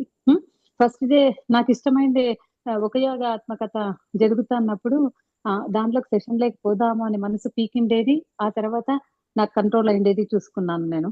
ఆ తర్వాత సెకండ్ డే థర్డ్ డే ఎంత ఈజీగా అయిపోయిందో. అంటే నేను రోజు కూడా ఎంత బుక్ సెషన్స్ అటెండ్ అయినా కూడా నేను ఎంత ఎనర్జీ వేస్ట్ చేసినా అయింది నాది అనేది కూడా నాకు అర్థమైంది సార్. అది ఇప్పుడు మీరు చెప్పినారు అవును కదా, ఒక్కొక్కరికి మీరు గజల్స్ చెప్పినట్లు అట్లా నా వరకు అవును నేను చెప్తున్నాను అనమాట. ప్రతిదీ ఎస్ పోవాలనుకోవడం అంటే దాని వెనకాల నేను లోపల నేను అన్వయించుకున్నప్పుడు ఒక భయంతో ఎప్పుడైతే నేను సెషన్లోకి వస్తానో అమ్మా అంటే ఇంట్లో ఉంటాయి, నేను రికార్డ్ కాబట్టి మాట్లాడడం లేదు. భయంతో ఎప్పుడైతే సెషన్లోకి వస్తామో అది నా ఎనర్జీ తీసేస్తాంది. ఇవన్నీ నాకు ఆ 10 days లో జరిగింది సార్. చాలా ఎస్ స్వయంగా చాలా తెలుసు జరిగింది అసలు. అవును 10 days నేను అలా ఉండే అవకాశం కూడా దేవుడు ఇచ్చాడు నాకు. అసలు నేను తీసుకోలేదు దాన్ని, దేవుడు ఇచ్చిన అవకాశాన్ని నేను వాడుకున్నాను. అవును యూనివర్స్ ఇచ్చిండే అవకాశాన్ని వాడుకున్నాను. ఎస్ చాలా ఎస్ మీరు చెప్తా ఉంటే నాకు చాలా నచ్చింది అసలు. అంటే ఇది కదా చెయ్యాల్సింది, ప్రతి ఒక్కరము మనలో మనకు చూసుకోవాలని మాత్రం అనిపించింది సార్ నాకు. అందుకే మీరందరూ మాట్లాడుతా అంటే నాకేం జరిగింది అనేది కూడా ఒక రకంగా గుర్తు చేసుకొని మళ్ళీ ఇంకోసారి కావాలంటే కూడా 10 days ఈసారి అవకాశం వచ్చింది నేనే తీసుకుంటానేమో, ఈసారి 2 గంటలకు ఒకసారి ఫోన్ చూడాలని పెట్టుకుంటానేమో. అది కూడా తెలియదు మరి. ఎవ్రీథింగ్ ఒకరి వాళ్ళ స్థితి నుంచి పైకి ఇంప్రూవ్ కావడమే గానీ ఒకరికి వర్తించేది ఇంకొకరికి వర్తించదు. As we are all humans are unique అనేది అర్థమైపోయింది నాకు.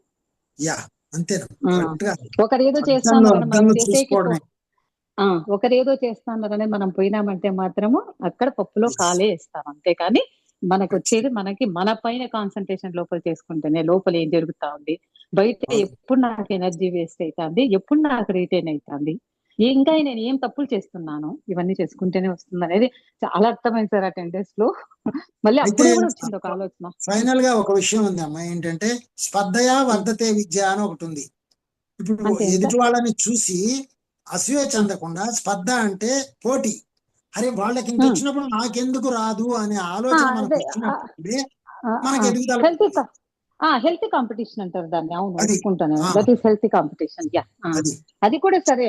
కానీ మన దాంట్లో కూడా మన ఇంటి పరిస్థితులను బట్టి, మనం ఉండే సిచ్యుయేషన్ బట్టి కూడా మనకు వచ్చేదాన్ని బట్టి మనం తీసుకోవాలనేది అంతే అర్థం. అంతే అది కూడా కొంతవరకే. ఎప్పుడైతే మన లోపలికి మనం వెళ్ళి చూసుకునేటువంటి ఎరుక ఎప్పుడైతే వచ్చిందో ఇంకొకరితో పోటీ ఏం ఉండదు. అవును, చూడు అది అది యూనివర్స్ ఇచ్చిన అవకాశాన్ని నేను యుటిలైజ్ చేసుకున్న 10 days అయితే నాకు మళ్ళీ Yes. ఏమొచ్చిందంటే ఇంకో ఎప్పుడో ముందుకి 2 hours ఒకసారి ఫోన్ ముట్టుకోవాలని పట్టుకుంటాను అనేది కూడా వచ్చింది. అసలు చూడలేదు అవును. నేను 1 hour, ఆ 1 hour తర్వాతే చూసినాను. అక్కడ ఏం ఇక్కడ కొంపలు ఇంకొకటి మునిగిపో ఉంది అనేది కూడా తెలుసా అర్థమైపోయింది నాకు అప్పుడు. తల్లి, ఇంకొకటి ఉంది తెలుసా ఇక్కడ మీకు, ఏదంటే విపස්සనా ధ్యానం అని ఒకటి ఉంది. 10 రోజులు చేశాను అక్కడికి సార్, వెళ్ళి చేశాను చేశారా? సార్ నేను అది 2013 లో చేశా.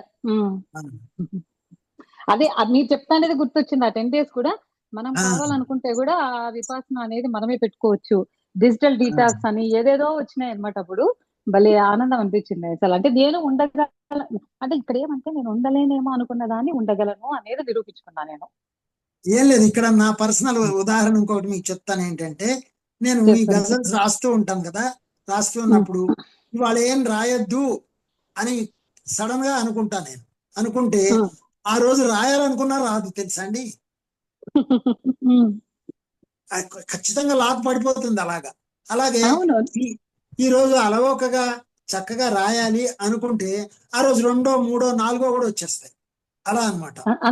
అంతెందుకు సార్, నిన్న అబ్బా నాకు ఈ అవకాశం దొరికిందని 1:30కి నేను రీడింగ్ చేస్తాను అని అది వివేక చదవడం అని చెప్పి చేస్తే ఒక 1.5 hour లో 3 pages కూడా జరగలేదు. మరి ఎందువల్ల అనుకుంటారు, నేను తపన పడ్డాను కానీ అక్కడ యూనివర్స్ నాకు వేరే అనుభవం ఇవ్వాలనుకున్నా అంతే. అది